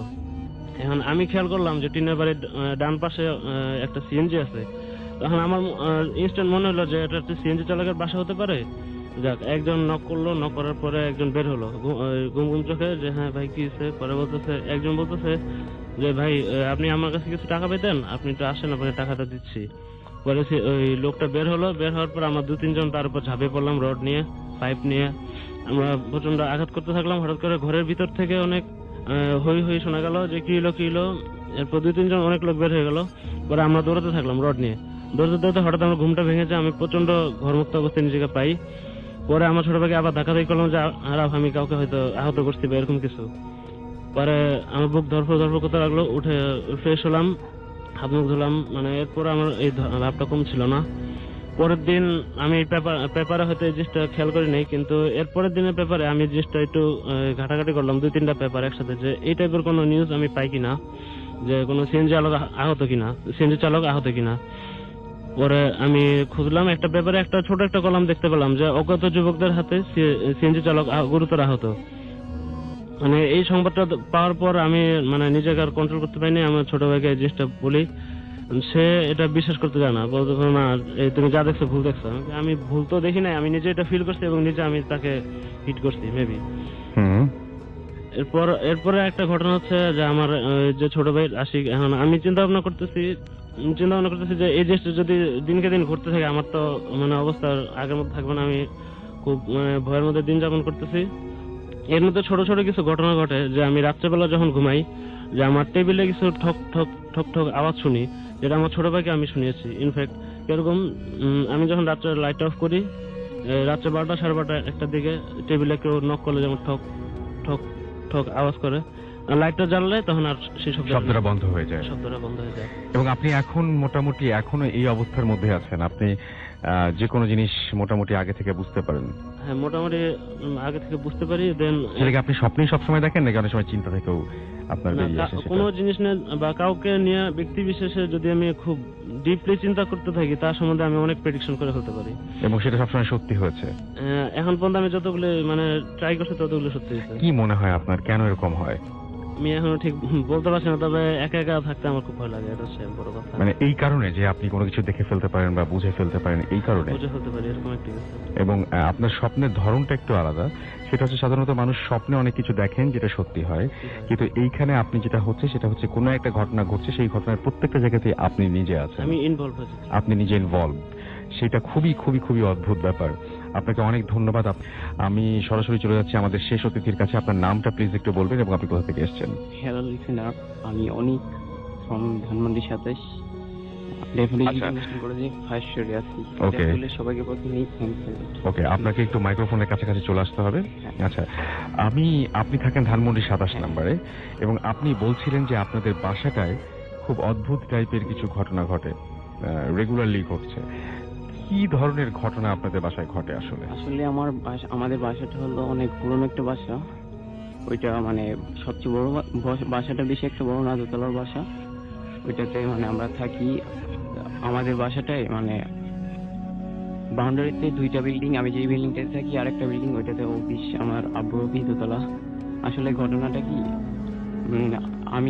আমি সবসময় বরাবরের মতো 12টা-1টার দিকে মানে স্টাডি শেষ করে ঘুমিয়ে পড়ি। ওই দিনও ঘুমিয়ে পড়েছিলাম।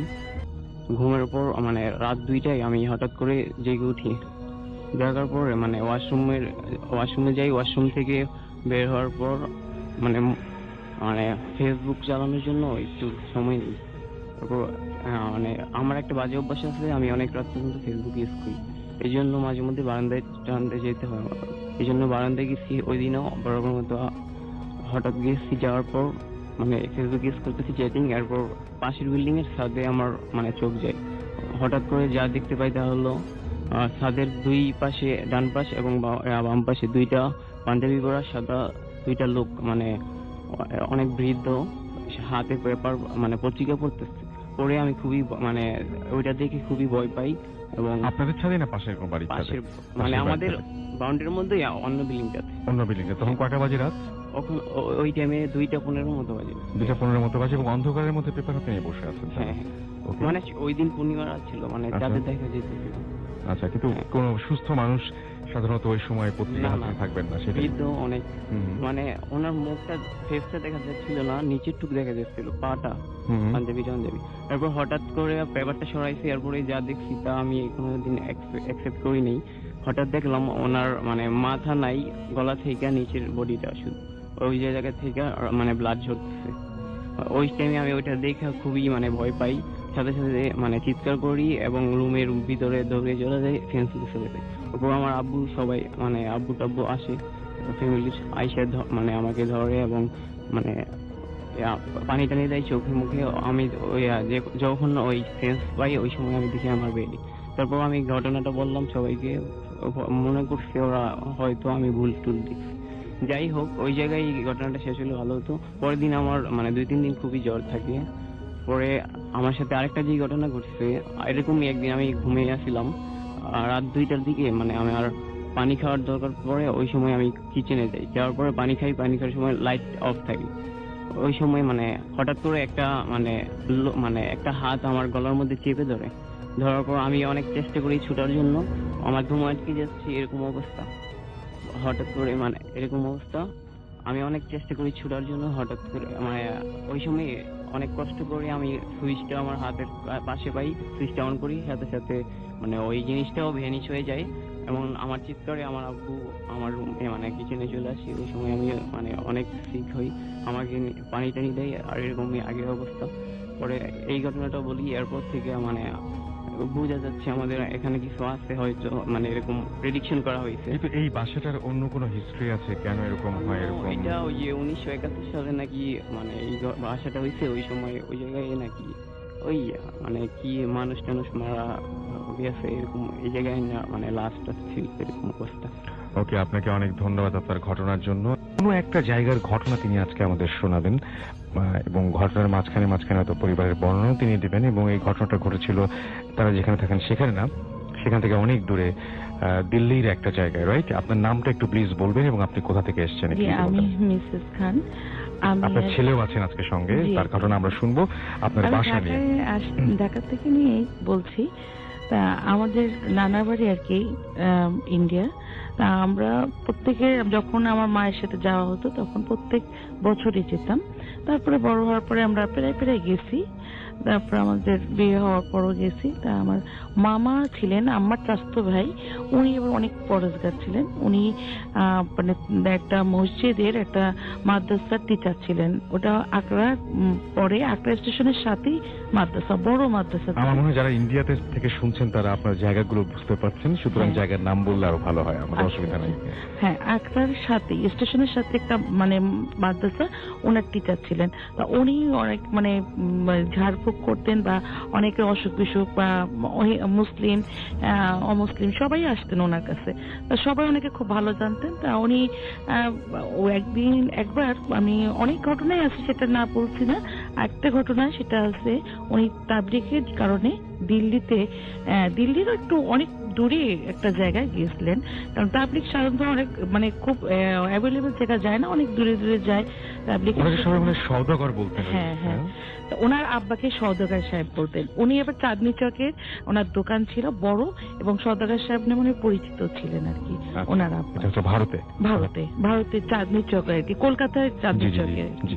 তা ওনার মানে উনি তাবলিগের সাথে এত সম্পৃক্ত ছিলেন যে কোনো জায়গা থেকে যদি কোনো তাবলিগের লোক কলকাতায় যেতেন, তাহলে দেখা গেত যে অনেকের টাকা পয়সা, অনেক গরিব লোক তাবলিগে গেছেন অনেক আগে, তখন দেখা গেছে কি তারা হয়তো মানে আমাদেরই এক হুজুর, আমাদের বাংলাদেশে এক হুজুরি, উনি বলতেন যে আমি তো এত গেছি, আমার হাতে কোনো টাকা পয়সা ছিল না, আমি এক জায়গায় বসছি, তখন দেখা গেছে কি যে আমাকে খুব হাত ধুতে দিচ্ছে। তারপরে কি ব্যাপার, বলছি হাত ধুন কি খাবেন?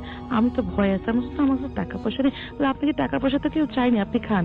পরে শোনা গেল যে সওদাগর সাহেবের কারণে মানে ওনাকে এমনি খাওয়া, মানে ওনার এই ছিল যে তাবলিগে যারা আসবেন সবাইকে আপ্যায়ন করতেন। হ্যাঁ, এবং প্রত্যেক মাসে যে উনি দোকানে টাকা দিয়ে দিতেন। তো যাই হোক, ওনার ছেলে এরকম তাবলিগের কারণে অনেক দূরে গেছিলেন। তা ওখানে যে অঞ্চলে গেছিলেন ওখানে ট্রেন ছিল, আগে যাতায়াতে বেশিরভাগই ট্রেনে, তা ইন্ডিয়া এমনি ট্রেনেই যাতায়াত বেশি।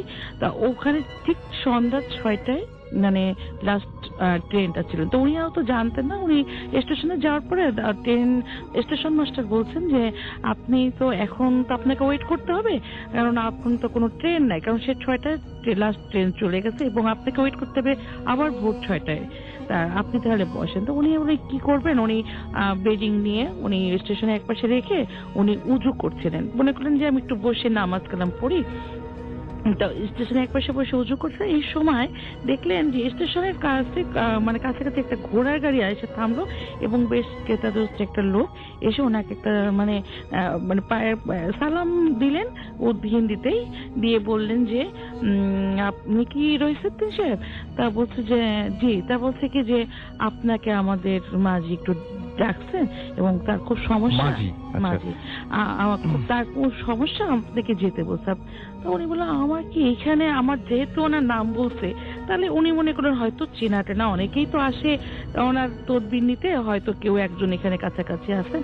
তা উনি বলেন যে আপনি একটু চলেন। তখন উনি বলে যে আমি এগুলো নিয়ে যাবো। বলে হ্যাঁ, বেডিং টেডিং ওনাকে নিয়ে ওনাকে বেশ ঘোড়া গাড়িতে নিয়ে গেলেন এবং ঘোড়া গাড়িটা বেশ কতক্ষণ গেছে উনি বলতে পারবেন যে একটা বড় একটা বেশ অট্টালিকার মধ্যে বেশ বড় একটা বাড়ির সামনে থামলেন এবং ওনাকে খুব আপ্যায়ন করে ভিতরে নিয়ে গেলেন। তো নিয়ে যাওয়ার পর দেখলেন যে অনেকেই আছে এবং মাঝি যেটা বললে ওনার সাথে বললেন, সালাম দিলেন, ওনাকে বসতে বলেন এবং দেখা গেল কি ওনাকে হাত মুখ ধুতে দিলেন, গরম পানিও দিলেন। দেওয়ার পর উনি হাত মুখ ধুয়ে খেতে বসছেন। দেখে অনেক খাবার, টেবিল ভরা খাবার। উনি বললেন যে আমি এত কিছু খাবো না, আমি একটু মাংস একটু পরোটা খাবো। তা উনি খেতে যখন বসছেন তখন ওনার পাশে একজন মহিলা ঘোমটা দিয়ে মানে খুব কাছাকাছি দাঁড়িয়ে আছে। ওনার খুব অস্বস্তি হচ্ছিলেন যে একজন মহিলা মানুষ উনি এত কাছে দাঁড়িয়ে আছেন। তা উনি মানে খুব অস্বস্তি ফিল করে খেলেন। তারপরে ওনার খাওয়া শেষ হওয়ার পর ওনাকে দুধ খেতে সাধলেন। উনি বললেন যে না, আমি মাংস খেতে তো এখন আমি আর দুধ খাবো না, আমি একটু বিশ্রাম নেব। তা বলো যে ওনারা একটু কথা বলো না, দেখে ওনার একটু অবাক লাগছে যে ওনাকে ডেকে আনলেন এত এ করে। তা ওরা যাই হোক উনি বললেন যে আমি ওনাকে একটা রুম দেখিয়ে দিলেন, উনি যে ওখানে যে শুয়ে পড়লেন। দরজাটা আটকে শুয়ে পড়ছেন।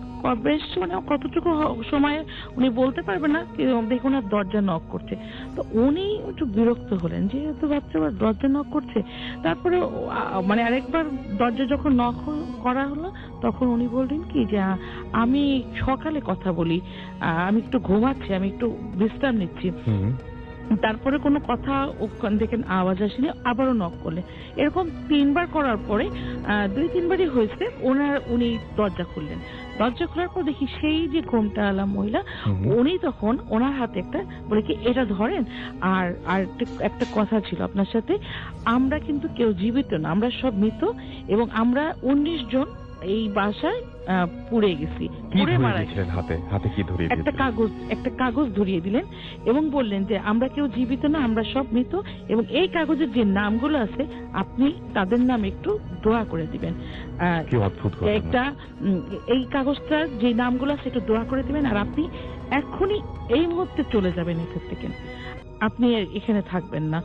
তখন উনি তো যেহেতু এইসব ব্যাপারে যেহেতু আসছে ওনার পরিচিত, উনি অনেক মানে জিন টিন ছাড়িয়েছেন, হ্যাঁ, আর এবং এইসব ব্যাপারে ওনার যে মাদ্রাসায় যেতেন আসতেন পথে অনেক সময় অনেক রকম ঘটনা ঘটেছে ওনার, এবং সেইগুলো নিয়ে উনি অভ্যস্ত ছিলেন।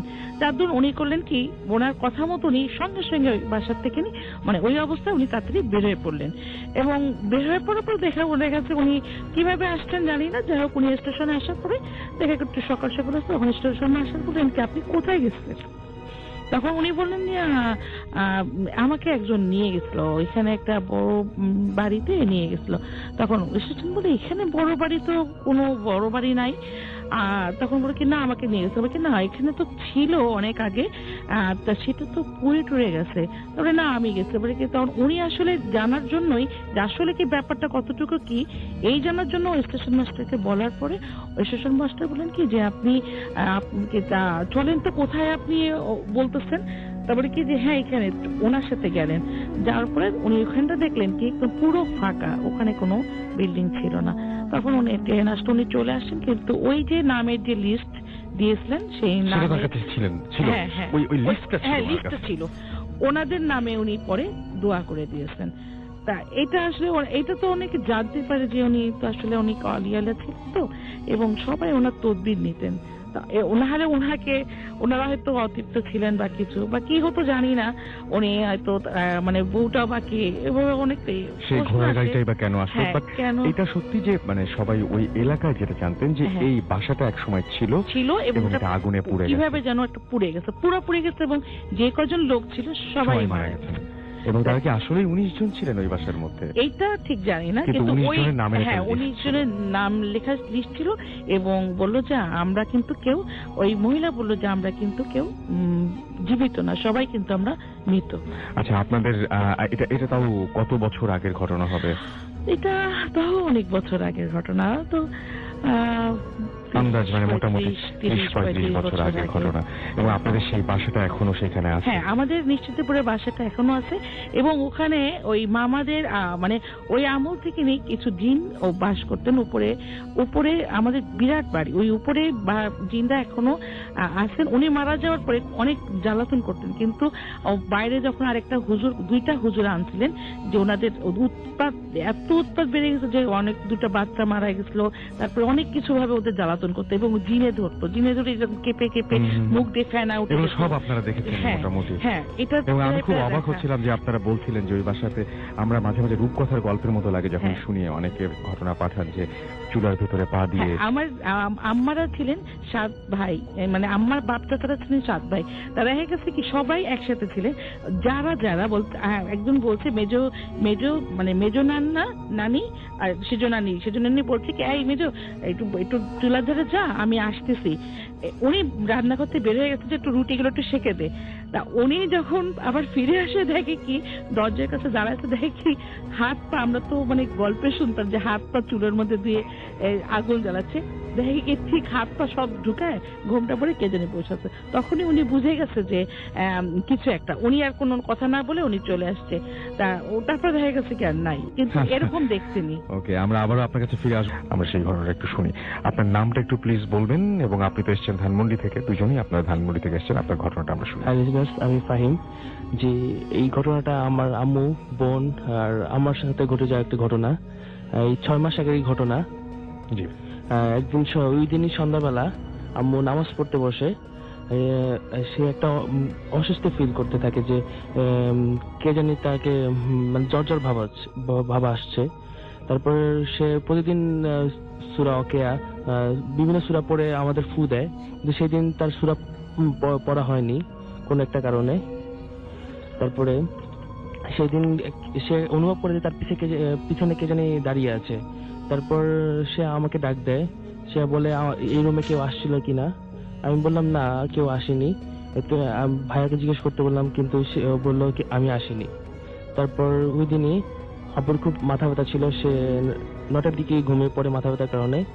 তারপরে রাত 11টার দিকে সে ঘুম থেকে আম্মুকে ডাকতে থাকে। আম্মু ছিল ভাইয়ার ঘরে, আর ভাইয়ের ঘরে ছিল। তখন সে আম্মু আসে, বলে ফাহিম পেপার নিয়ে কি করছে। তখন আম্মু বলে ফাহিমের রুমে পড়ছে, ও পেপার নিয়ে কিছুই করছে না। তারপরে ওই দিনই খাওয়া দাওয়া করে আমরা 1টার দিকে ঘুমিয়ে পড়ি। আর ভাইয়া অসুস্থতার কারণে সে এক রুমে শোয়, আর আব্বু না থাকলে আমি ফ্লোরিং করি, আর আম্মু আর আপু আম্মুর রুমেই খাটে শোয়। আর ফ্যানটা এক পাশে হওয়ার কারণে আমরা খাটের পাশে একটা ছোট টেবিল ফ্যান রাখি। 1টার দিকে আমরা ঘুমিয়ে পড়ি। হঠাৎ একটা শব্দ শুনে আপু আর আম্মু উঠে যায়। কিছু সময় পরেই তারা কাঁপতে শুরু করে, যেরকম কারেন্টের শক দিলে যেরকম হয়, তারা কাঁপতে থাকে এবং চিৎকার করতে থাকে। আর তারপরে আপু একদম নিস্তেজ হয়ে যায়। আম্মু একই অবস্থা হচ্ছে, কিন্তু আম্মু চিন্তা করতে যে আমার মেয়েকে আমি যদি খাট থেকে না নামতে পারি আমরা বাঁচতে পারবো না। সে পুরোপুরি মনে হচ্ছে যে মানে ইলেকট্রিক শক খেলে যেরকম হয় সেই ব্যাপারটা সেরকম হচ্ছে। আপুকে সে আপুর হাত ধরে টান দিয়ে আমার উপর পড়ে যায়। আমি যেহেতু ফ্লোরিং করি, আমার ঘুম ভেঙে যায়। আমরা 3 জনই একসাথে দেখতে পাই যে একটা আগুনের গোলা মানে ব্লাস্ট হলে যেরকম হয়, মানে পুরো রুমটা ছড়াই গেল। ছড়ে যায় খাটের পাশে পিছনে জানলা ছিল, জানলা দিয়ে বের হয়ে গেল। দেখে আমরা পুরো ভয়ে অনেকক্ষণ জড়ো হয়েছিলাম। আম্মু বলল, আমি সাহস করে দেখতেছিলাম যে কারেন্ট হয়েছে, ক্ষতি হতে পারে, আমি উঠে লাইট জ্বালাই, কিন্তু আম্মু বললো না, উঠতে দিল না, বাধা দিল, বললো কারেন্ট হয়ে গেছে, তুমি উঠো না। আমি বললাম পুরো ঘরটাই মনে হচ্ছে যে একদম যেখানে হাত দিব সেখানেই শর্ট খাবো। আমি বললাম খাট কারেন্ট হওয়ার কোনো প্রশ্নই আসে না, এটা কাঠের। আর আমি মেঝেতে হাত দিলাম, বলে কোনো সমস্যা নেই, আমি উঠে লাইট জ্বালাই। আর আমার মাথায় একটাই চিন্তা ছিল যে ভাইয়া রুমে একা, সে ঠিক আছে তো। ওই চিন্তা করে আমি সাহস করে উঠে লাইট জ্বালাই, কিন্তু দেখলাম কারেন্ট হওয়ার কোনো স্কোপই নাই। আর সবচেয়ে আশ্চর্য বিষয় যে ছোট টেবিল ফ্যানটা ছিল, ওই টেবিল ফ্যানে পাখা নেই, আর সামনের যেই খাঁচাটা থাকে ওই খাঁচা নেই, আর পাখা আটকানোর জন্য যেই স্ক্রুটা থাকে ওটা সহ ফ্যানটা ঘুরছে। এটা দেখে খুব আশ্চর্য লাগে। তারপরে সামনে যেয়ে দেখি কি একটা কোনায় খাঁচা সহ ভাঙা পাখাগুলো এক যে জড়ো করে রাখা, মনে হচ্ছে কে জানি সুন্দর করে গুছিয়ে জড়ো করে রেখেছে। তারপরে আমি ফ্যানটা বন্ধ করি। ঘটনাটা কিছু খুব অবাক লাগে, অস্বাভাবিক লাগে। তাই ভাইয়ার রুমে যাই, দেখি ভাইয়া ঠিক আছে, ঘুমাচ্ছে।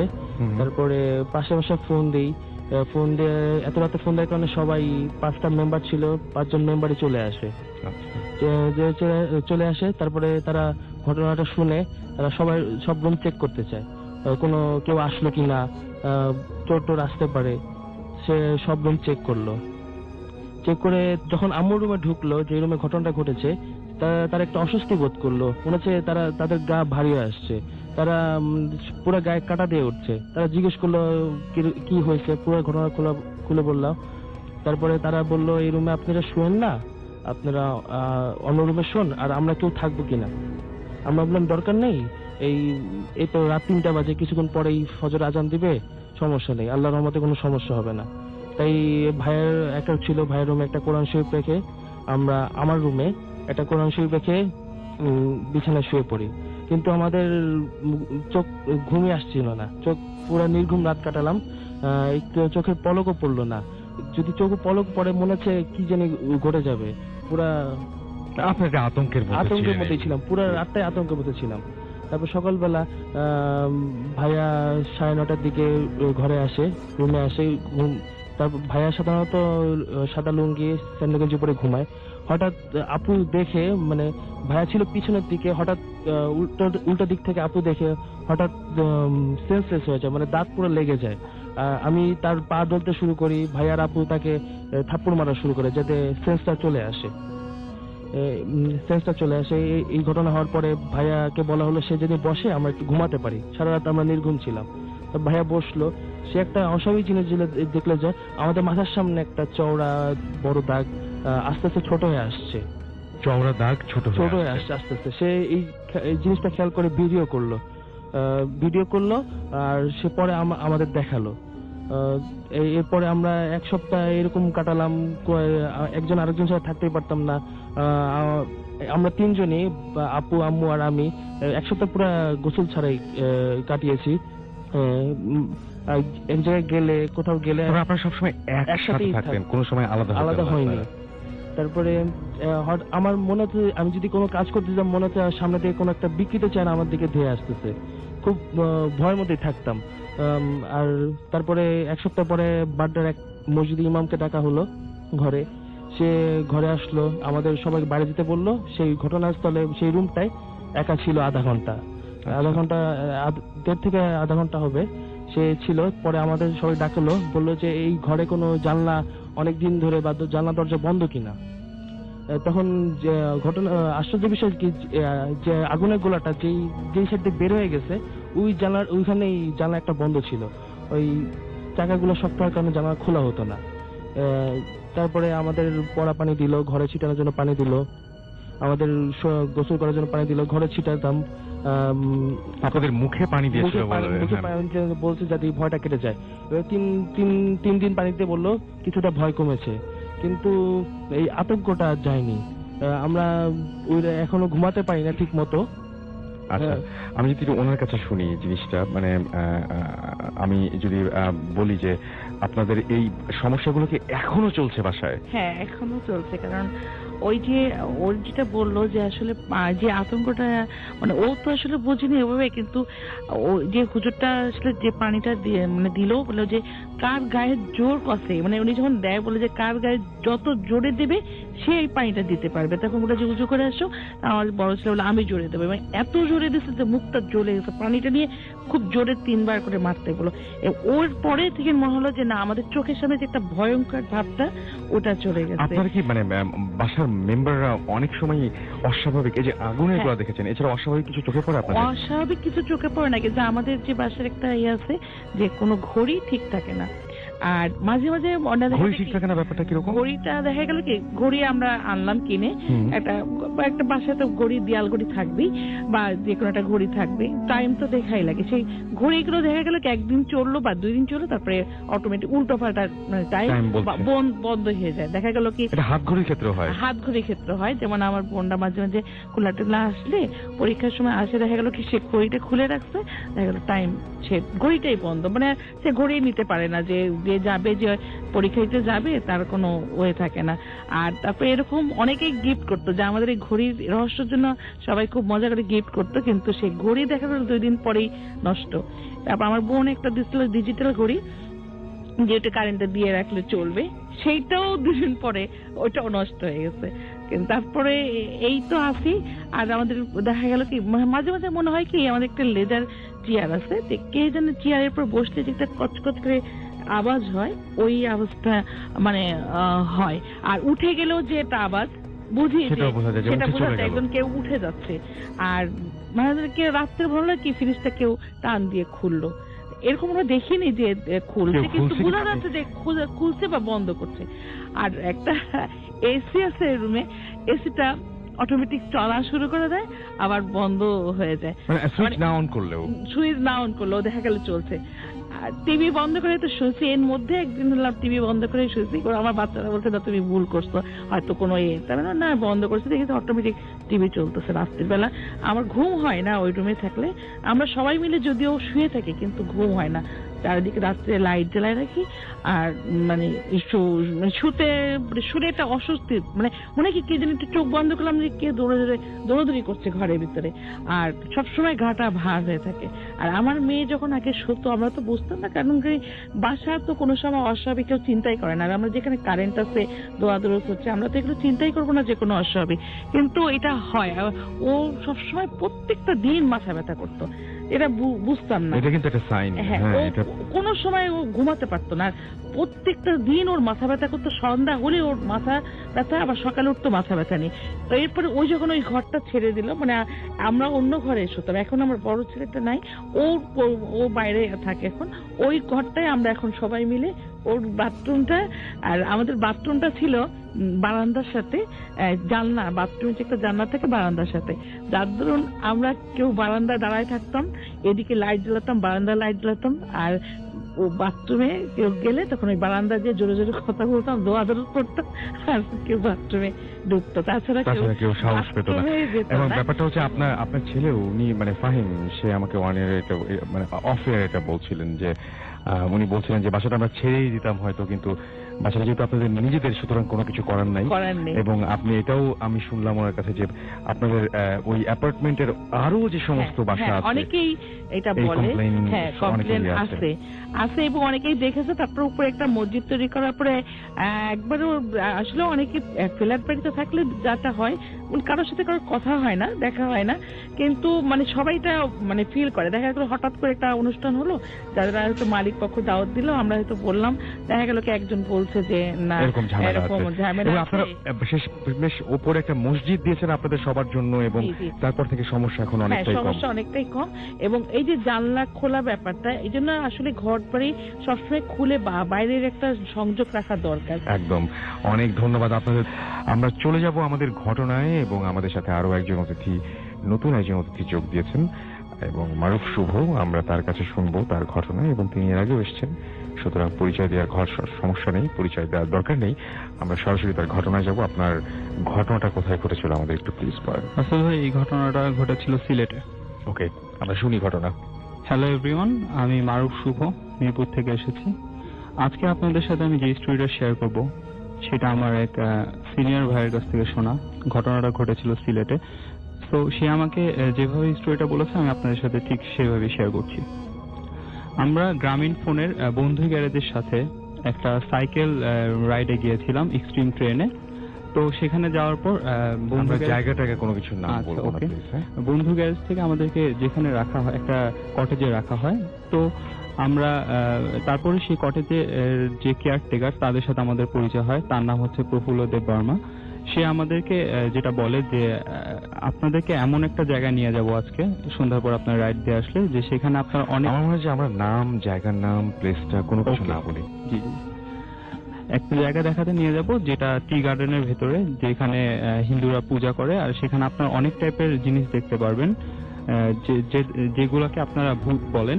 তারপর আমরা এই জিনিসটাকে ফার্স্টে এতটা গায়ে লাগাই না। তারপর আমরা রাইডে চলে গেলাম। রাইডে গিয়ে সন্ধ্যার পরে সন্ধ্যার সময় যখন আমরা রাইড থেকে ফিরলাম, তখন আমরা সবাই যার যার রুমে রেস্ট করছিলাম। তখন মাজহারুল ভাই, বন্ধু গ্যারেজের একজন ভাই, সে আমাদেরকে মানে ডাক দিল, বললো যে ভূত দেখতে যাবা নাকি, চলো। পরে আমরা গেলাম। তারপরে আমরা কটেজ থেকে একটা মাইক্রোবাস করে আমরা 7 জন ছিলাম। তারপর প্রফুল্লদাকে নিলাম। তারপর আমাদেরকে সে মানে গাড়ির ভিতরে ঢুকে একটা ম্যাচ বক্স থেকে কাঠি, প্রত্যেক সবার হাতে একটা করে কাঠি দিয়ে দিল, আর বললো যে এটা কাছে রেখেন, কোনো প্রবলেম হবে না। আর আমি এই গাড়িটাকে বাছাই করে দিয়েছি। তো আমরা রওনা হলাম। একটা টি গার্ডেনের ভেতর দিয়ে আমরা যাচ্ছিলাম। তো আমরা যখন যাচ্ছিলাম তখন প্রফুল্লদা আমাদেরকে একটা জায়গায় দাঁড় করালো। দাঁড় করিয়ে সে আমাদেরকে বলল যে ডান দিকে একটু তাকিয়ে দেখেন, কিছু দেখতে পান নাকি ওই বট গাছটার মধ্যে। তারপর আমরা সবাই ডান দিকে তাকালাম, তাকিয়ে দেখলাম যে দুই সাইডে অনেক উঁচু উঁচু টিলা ছিল, আর চা বাগানের সারি, আর মাঝখানে একটা খোলা মাঠ, আর খোলা মাঠের মধ্যে একটা বিশাল বট গাছ ছিল। আর বট গাছটা অনেক বড় ছিল, আর ওর শাখা প্রশাখা অনেক ছড়ানো ছিটানো ছিল। তো আমরা এই জিনিসটা দেখার পরে আমি একটু অবাকই হলাম যে বট গাছটা একটু গ্লো করছিল। তখন এটা দেখে আমি একটু অবাক হলাম। তারপর প্রফুল্লদা বললো যে আপনারা কিছু দেখতে পেয়েছেন কিনা, পরে আমরা বললাম যে না। তারপর সে বললো যে তারা ওইখানেই আছে, ওই গাছের উপরে বসে আছে। তো তারপর আমরা গাড়িটা নিয়ে সামনে গেলাম। সামনে যাওয়ার পরে প্রফুল্লদা আমাদেরকে এবার বাম দিকে তাকাতে বললো। তারপরে আমাদেরকে পরে আমরা তাকিয়ে দেখি যে একটা সিমেন্টে বাঁধাই করা একটা জায়গা, আর সেই জায়গাটার পিছে অনেক ঘন গাছপালা ছিল। তো প্রফুল্লদা আমাদের তখন বলল যে এখানে অনেক আগে একটা স্নেক থাকতো, যার হাফ মানুষ আর হাফ স্নেক ছিল। তো আমরা ফার্স্টে জিনিসটা বিলিভ করিনি। তারপর আরো বললো যে এখানে সকালবেলা পূজা করা হয়, আর এই জায়গাটা অনেক খারাপ, এখানে রাতের বেলা মানুষ আসতে পারে না। তো এইসব কথা শুনে তারপর আমি যেটা লক্ষ্য করলাম যে ওই মন্দিরটার পাশে একটা গাছ ছিল, গাছের গোড়ার মধ্যে একটা জিনিস মানে নিচের দিকে এরকম ঝুলানো ছিল। তো আমি ফার্স্টে জিনিসটাকে মনে করলাম যে এটা শিকড় হবে। তো আমরা সেই জিনিসটা পরে দেখি জিনিসটা মুভ করতেছে। এটা দেখে আমি একটু ভয় পেয়ে গেলাম। তারপর আমরা গাড়িটাকে নিয়ে সামনে গিয়ে ইউ টার্ন নিয়ে আমরা দাঁড়িয়েছিলাম। প্রফুল্লদা বললো এখানে দাঁড়িয়ে আমরা ঠিক করছি না। তারপরে প্রফুল্লদা কিছুক্ষণের পরেই মনে হলো গাড়িটার ভিতরে হাওয়া শূন্য হয়ে গেল, আর আমাদের কানে একটা চি করে শব্দ আসলো। আর আমরা তারপর ওই বন্ধ গাড়ির ভেতরে ফ্রেশ ফ্লাওয়ারের স্মেল পাচ্ছিলাম। তারপর আমাদের মনে হচ্ছিল যে আমাদের আশেপাশে কিছু একটা আছে। তারপর প্রফুল্লতার সাথে সাথে বলল যে গাড়িটা এখান থেকে সরিয়ে ফেলেন, ভালো হচ্ছে না কিন্তু। তারপর গাড়িটা সেখান থেকে সরিয়ে ফেলা হলো। তারপর আমরা একটু সামনে গেলাম। সামনে গিয়ে একটা উঁচু একটা হার্টের মতো ছিল। তারপর প্রফুল্লতা আমাদের বললো যে উপরে আপনারা কোনো কিছু হার্টটার উপরে কিছু দেখতে পাচ্ছেন নাকি দেখেন। তারপর আমরা ওই এবার আমরা আমাদের বেস্ট পার্টটা দেখলাম। আমরা হার্টের উপর দেখলাম একটা মানুষ টাইপের একটা কিছু বসেছিল, তার হাতের মধ্যে কিছু একটা ছিল। এটা দেখার পরে আমার মাথাটা গরম হয়ে গেল, আর আমার সারা শরীরে গুজবাম্পস আসলো। আর 7 জনের মধ্যে আমরা এই জিনিসটা 3 জন দেখেছিলাম। তারপর আমাদের ড্রাইভার ভাই জলদি গাড়িটা টান দিয়ে চলে গেল, আর প্রফুল্লদা ওই হাটের উপরে একবারও তাকালো না, উনি নিচেই মাথা নিচু করেছিল। তারপর আমরা যখন ব্যাক করছিলাম কটেজের দিকে, তারপর সে আমাদের আবার সেই বট গাছটা দেখতে বললো। এবার দেখে আমরা অবাক হয়ে গেলাম, গাছটা যতটা বড় মনে হচ্ছিল ততটা বড় ছিল না। তারপর সেই জিনিসটা দেখে আমরা কটেজে ব্যাক করলাম। রাতের ডিনার করার পরে জানতে পারলাম যে আমাদের ড্রাইভারের অনেক জ্বর চলে এসছে এবং সে আবোল তাবোল কি সব জানি বলছিল। তারপরের দিন সকালবেলা আমরা 3 ফ্রেন্ড আবারও সেই জায়গায় যাই। সে প্রফুল্লতার সাথে কথা বলে, প্রফুল্লতা বললো সকালবেলা গেলে ওইসব জায়গায় কোনো প্রবলেম হবে না। পরে আমরা সেই জায়গায় যাওয়ার পরে দেখলাম যে ওই বট গাছটা ব্রাউন কালারের ছিল আর নর্মাল বেশি বড়ও ছিল না। তারপর আমরা ওই বাধাই করে মন্দিরটার সামনেও গেলাম, সেখানেও কিছু পেলাম না। আর ওই শিকড় টাইপের ওইটা লম্বা যেটা ঝুলেছিল রাস্তায় যেটা দেখেছি ওই টাইপেরও কিছু ছিল না। তারপর ওই হাটটার উপরে আমরা আর কিছু দেখতে পারলাম না। তারপর আমরা সেখান থেকে ব্যাক করি। এটাই ছিল আমার ধন্যবাদ আপনাকে। এবং সরাসরি কথা না বলে চলে যাব ঘটনায়, এবং ছোট্ট একটা ঘটনা শুনে দিয়ে আপনাদেরকে। আপনার নামটা প্লিজ একটু বলবেন, কোথা থেকে এসেছেন? হ্যাঁ রাতুল ভাই, আমি রনিশা বলছি, মিরপুর পল্লবী থেকে এসেছি। তো কি ঘটনা ঘটেছিল আপনার একটু বলেন যদি। আচ্ছা, যেটা হচ্ছে যে আমার এক বেস্ট ফ্রেন্ডের সাথে ঘটনাটা ঘটে যাওয়া একটি ঘটনা। জি বলেন। তো বেস্ট ফ্রেন্ডের সাথে ঘটে যাওয়া একটি ঘটনা, যেটা হচ্ছে আমার ফ্রেন্ডের ফ্রেন্ড, ওর হচ্ছে আইটিতে পড়াশোনা করে। তো ওর ফ্যামিলি আর কি গ্রামের বাসা। আমরা মূল ঘটনায় আসি। ঘটেছিল যেটা হচ্ছে যে ওর ফ্রেন্ডের একটা ফ্ল্যাট আছে, যেটা হচ্ছে 3টা রুমের একটা ফ্ল্যাট। তো সাধারণত ওরা একটা রুমের মধ্যে ও থাকে আর কি। তো একদিন ও সাধারণত যেহেতু ওর ফ্যামিলি থাকে না, তো ও বাইরে খাওয়া দাওয়া করে। তো একদিন হঠাৎ করে ওর মানে বৃষ্টির সময় খিচুড়ি রান্না করার ওর ইচ্ছা হয়েছে। তো খিচুড়ি রাঁধতে গেছে, তো রাঁধতেছে এর মধ্যে চাল ডাল দিয়ে তো ঢাকা দিয়ে দিয়েছে। তো ও ফিরে এসে দেখে যে খিচুড়িটার মধ্যে চুল।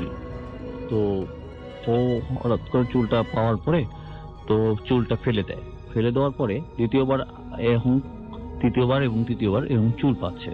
তো পাওয়ার পরে ও হঠাৎ ভয় পেয়ে যায় যে ঘটনাটা কি, যে চুল আসতেছে কোথা থেকে। তো ও মনে করতেছে যে এটা আমার হয়তো বা ভুল হচ্ছে। ও রিফ্রেশ হওয়ার জন্য বাইরে গেছে। বাইরে যেয়ে ওর আবার একটা ফ্রেন্ডকে নিয়ে আসে যে এই ঘটনাটা দেখানোর জন্য। পরে সেও এটা দেখে। পরবর্তীতে ওরা রাতে একটা রাতে যখন থাকে তখন দেখে যে পাশের রুম থেকে কিছু সাউন্ড আসতেছে এবং মিউজিকের সাউন্ড এবং নাচের কিছু আওয়াজ হচ্ছে। তো ওরা সেদিনকার এটার মানে ইয়ে করে নেই। তো পরের দিন আবার আরেক ফ্রেন্ডকে এই ঘটনাটা শেয়ার করার পরে তো ওই ফ্রেন্ড আবার একটু সাহসী ছিল। তো ও আবার বলে যে আচ্ছা ঠিক আছে, আমরা এটাকে দেখবো কি অবস্থা। তো ওই ফ্রেন্ড আসে, তো সাথে আরেকজন ফ্রেন্ড আসে, মোট 4 জন আসে আর কি। আসার পরে ওরা যে ফ্রেন্ডটা সাহসী আর কি, ওরাও যায়, যে বলে যে আমরা ওই রুমে যে রুমে সমস্যাটা, তো ওই রুমেই আর কি আমরা থাকবো। তো সাধারণত ওরা প্ল্যান করে যে ওরা কার্ড খেলবে রুমের মধ্যে। তো ওরা পার্টি বিছিয়ে শুরু করে। এর মুহূর্তে কারেন্ট চলে যাওয়ার পরে তো 4 ফ্ল্যাট আর কি ওকে বলে যে আচ্ছা ফ্ল্যাটে কি মোম আছে, মোম যদি থাকে তাহলে মোম নেয়। তো জাস্ট এতটুকুই বলে। তারপরে অনেকক্ষণ হয়ে যাওয়ার পরে ও আর কোনো শব্দ পাচ্ছে না, এবং সাথে যে আরো 2জন ছিল ওদেরও কোনো শব্দ পাচ্ছে না। তো ওরা বলতেছে কি রে, মোম পেয়েছিস? কোনো সাউন্ড হচ্ছে না, এবং ও হাত দিয়ে দেখতেছে যে কাউকেই খুঁজে পাচ্ছে না। এই মুহূর্তে মনে করেছে যে সবাই হয়তো চলে গেছে। তো ও এই রুম সেই রুম ঘুরে আসতেছে মানে আন্দাজ অনুযায়ী। তো দেখে যে ও বারান্দা চলে গেছে, ওখানে আবার ফিরে আসছে। এই মুহূর্তেই ও যখন কাউকেই পাচ্ছে না তখন ও চিল্লাচিল্লি শুরু করেছে যে তোরা কোথায়। যখন খুব চিৎকার করে উঠে তখন এই মুহূর্তে কারেন্ট চলে আসার পরে তখন সবাই ওকে এসে ধরে যে কি হয়েছে, তুই চিৎকার করতেছিস কেন?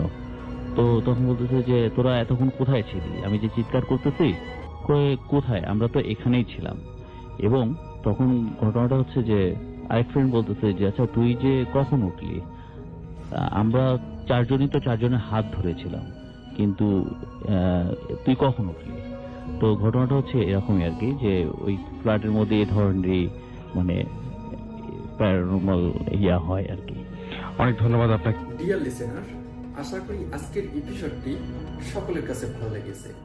প্রতিনিয়ত এই ধরনের বাছাই করা ভূতের ঘটনা শুনতে চ্যানেলটি অবশ্যই সাবস্ক্রাইব করে নেবেন। এই চ্যানেলের মধ্যে আপনারা প্রতিনিয়ত বাছাই করা ভয়ানক ঘটনাগুলো শুনতে পারবেন। ভূতে প্রেমের যত ভয়ানক ঘটনা আছে প্রত্যেকটা ঘটনাই আমি বাছাই করে প্রতিনিয়ত এই ইউটিউব চ্যানেলে পাবলিশ করে থাকি এবং এই চ্যানেলে অসংখ্য এপিসোড পাবলিশ করা আছে যা শুধুমাত্র বাছাইকৃত ভয়ানক ঘটনা। আপনারা চাইলে এই চ্যানেলে ঘুরে আসতে পারেন এবং সেই ঘটনাগুলো উপভোগ করতে পারেন। তো আজকের জন্য এখানেই বিদায় নেব। সকলে ভালো থাকবেন। আল্লাহ হাফেজ।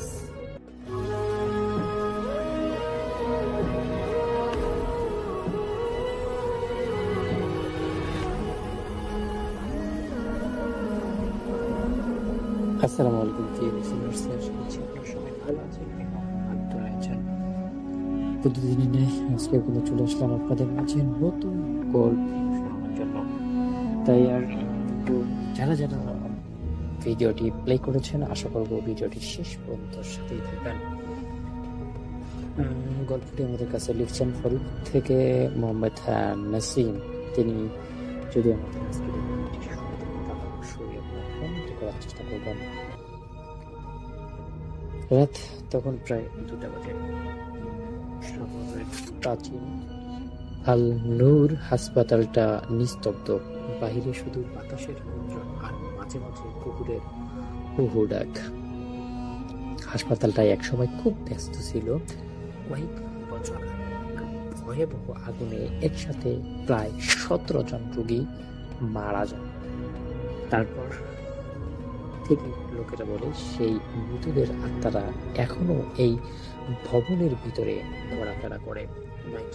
ডিউটিরত নার্স রুবি নতুন চাকরি, 1ম মাস চলছে।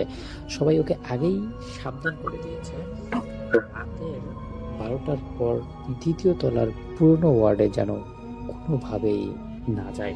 কিন্তু সেই দিন এক রিপোর্ট নেওয়ার জন্য রুবিকে যেতেই হলো সেই ওয়ার্ড নাম্বার 13।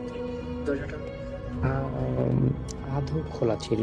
ভিতরে ঢুকতেই একটা ঠান্ডা হাওয়া গায়ের উপর দিয়ে বয়ে গেল। রুবির টর্চ জ্বালালো, দেখলো বিছানাগুলো ফাঁকা, তবুও বাতাসে এক ধরনের ওষুধের গন্ধের সঙ্গে পচা তেলের গন্ধ মিশে আছে। হঠাৎ কোথা থেকে একটু শব্দ, চুপ, রুগীরা ঘুমাচ্ছে। রুবি থমকে দাঁড়ালো, চারদিকে তাকালো, কেউ নেই। কিন্তু হঠাৎ সে দেখলো একটা বিছানার চাদর নড়ছে। চোখ কচলিয়ে তাকাতেই দেখলো একজন পুড়ে যাওয়া রোগী, চোখ দুটো লাল টকটকে জ্বলছে। তুমি কেন? তোমাদের? রুবি চিৎকার করতে চাইলো কিন্তু গলা দিয়ে কোনো আওয়াজ। একদম মনে হচ্ছে গলাটা কেউ পিছন থেকে চাপ দিয়ে ধরে আছে। তারপর কোনো কিছু হুঁশ না পেয়েছে তো হাওয়ার একটা শব্দ পেল ঠস করে। তারপর রুমের আলো সব ঘুরে গেল। ফিসফিসানি, আমাদের ফেরাও, আগুন আগুন। মানুষ একসঙ্গে বাঁচার জন্য আত্মনাদ করতেছে এমন শব্দ বারবার। কোনো কিছু করতে পারতেছে না, কাউকে ডাকতে পারতেছে না, মুখ দিয়ে কোনো কথা বলতে পারতেছে না, এমনকি প্রকাশ করতে পারছে না। হঠাৎ করে সে দৌড়তে লাগলো করিডোর ধরে, কিন্তু করিডোরটা যেন এক জায়গায় ঘুরে ফিরে আবার চলে আসতেছে, আবার দৌড়চ্ছে, আবার চলে আসতেছে, এরকম একটা অবস্থা। ছায়া পড়লো, চিৎকার, ধোয়া, দগ্ধ মুখ। রুবি মেঝেতে পড়ে গেল। মেঝেতে জ্ঞান হারিয়ে ফেলল। পরের সকালে ওকে পাওয়া গেল পুরনো ওয়ার্ডের অচেতন অবস্থায়। ডাক্তাররা বলল ওর শরীরে কোনো আঘাত নেই, কিন্তু মানসিক। তারপর রুবি শুধু একটা কথাই বলল, তারা এখন বেঁচে আছে। মধ্যে না করার আগে ডাক্তাররা সবাই তাকে বাড়িয়ে দিল এবং সবকিছু ঠিকঠাক ছিল। কিন্তু হঠাৎ করে একজন লোক আসলো, সাংবাদিক আসলে একজন নার্স কালকে এরকম অবস্থা। কি হয়েছিল বা কি হয়নি এসব কিছু প্রশ্ন করতেছিল। তখনই আসলে বিষয়টা আরো সামনে চলে আসে, কিন্তু কোনোভাবেই কেউ বলতেছে না যে আসলে এখানে মূলত কি হয়েছে। তো যাই হোক, তারপর ইয়া ছিল যে আরে সাংবাদিক ছিল, ওই সাংবাদিক এটা জানার চেষ্টা করলো যে আসলে সেখানে কি হয়েছে বা কেনই বা হঠাৎ করে সেই রুমটাকে মানুষ এত বেশি ভয় পায়। তো সবকিছু যখন তিনি ইনকোয়ারি করা শুরু করলো, তখন তিনি দেখতে পেল যে ওই ওয়ার্ডটার মধ্যে কারণে একটা ওই কি বলে ওখানে আগুন ধরে যায় এবং পর থেকে সেখানে মানে বেশ কয়েকজন রোগী মারা যায় এবং অবশেষে দেখা যায় যে কোনো কিছু মানে বাঁচাতে গিয়ে আসলে আরো কয়েকজন সেখানেই মানে জ্ঞান হারিয়ে ফেলে এবং অনেকেই মারা যায়। কিন্তু পরবর্তী সময় দেখা যায় যে কোনোভাবেই তার শেষ যেটা করা সেটা কিন্তু খুঁজে পায় না। তো তারপর রবিকে ভালো একজন হুজুরের কাছে নিয়ে যাওয়া হয়। হুজুর তাকে দেখে বুঝতে পারে যে কি হয়েছে। তারপর আসলে সে কোনোভাবে সেই যে রবি ছিল সেই রবিকে ঝাড়ফুঁক করে এবং সাথে একটা তাবিজ ধরিয়ে দেয়, বলে যে তুমি যেখানে যাও না কেন, যেভাবেই থাকো না তাবিজটা যেন সবসময় তোমার সাথেই থাকে। কারণ তুমি যার সঙ্গে দেখা করেছো বা যার সঙ্গে তোমার দেখা হয়েছে সেটা কিন্তু অনেক ভয়ঙ্কর একটা জিনিস। তাই তুমি আর কখনোই যাবে না।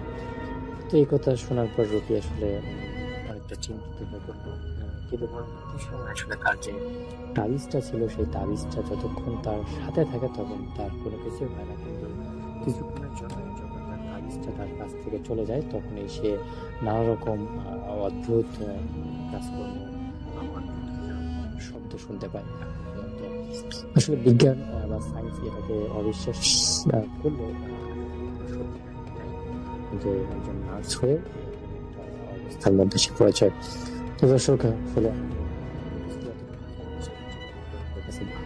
যদি গল্পটি এতটুকু ভালো লেগে থাকে তাহলে কিন্তু অবশ্যই লাইক কমেন্ট এবং শেয়ার করে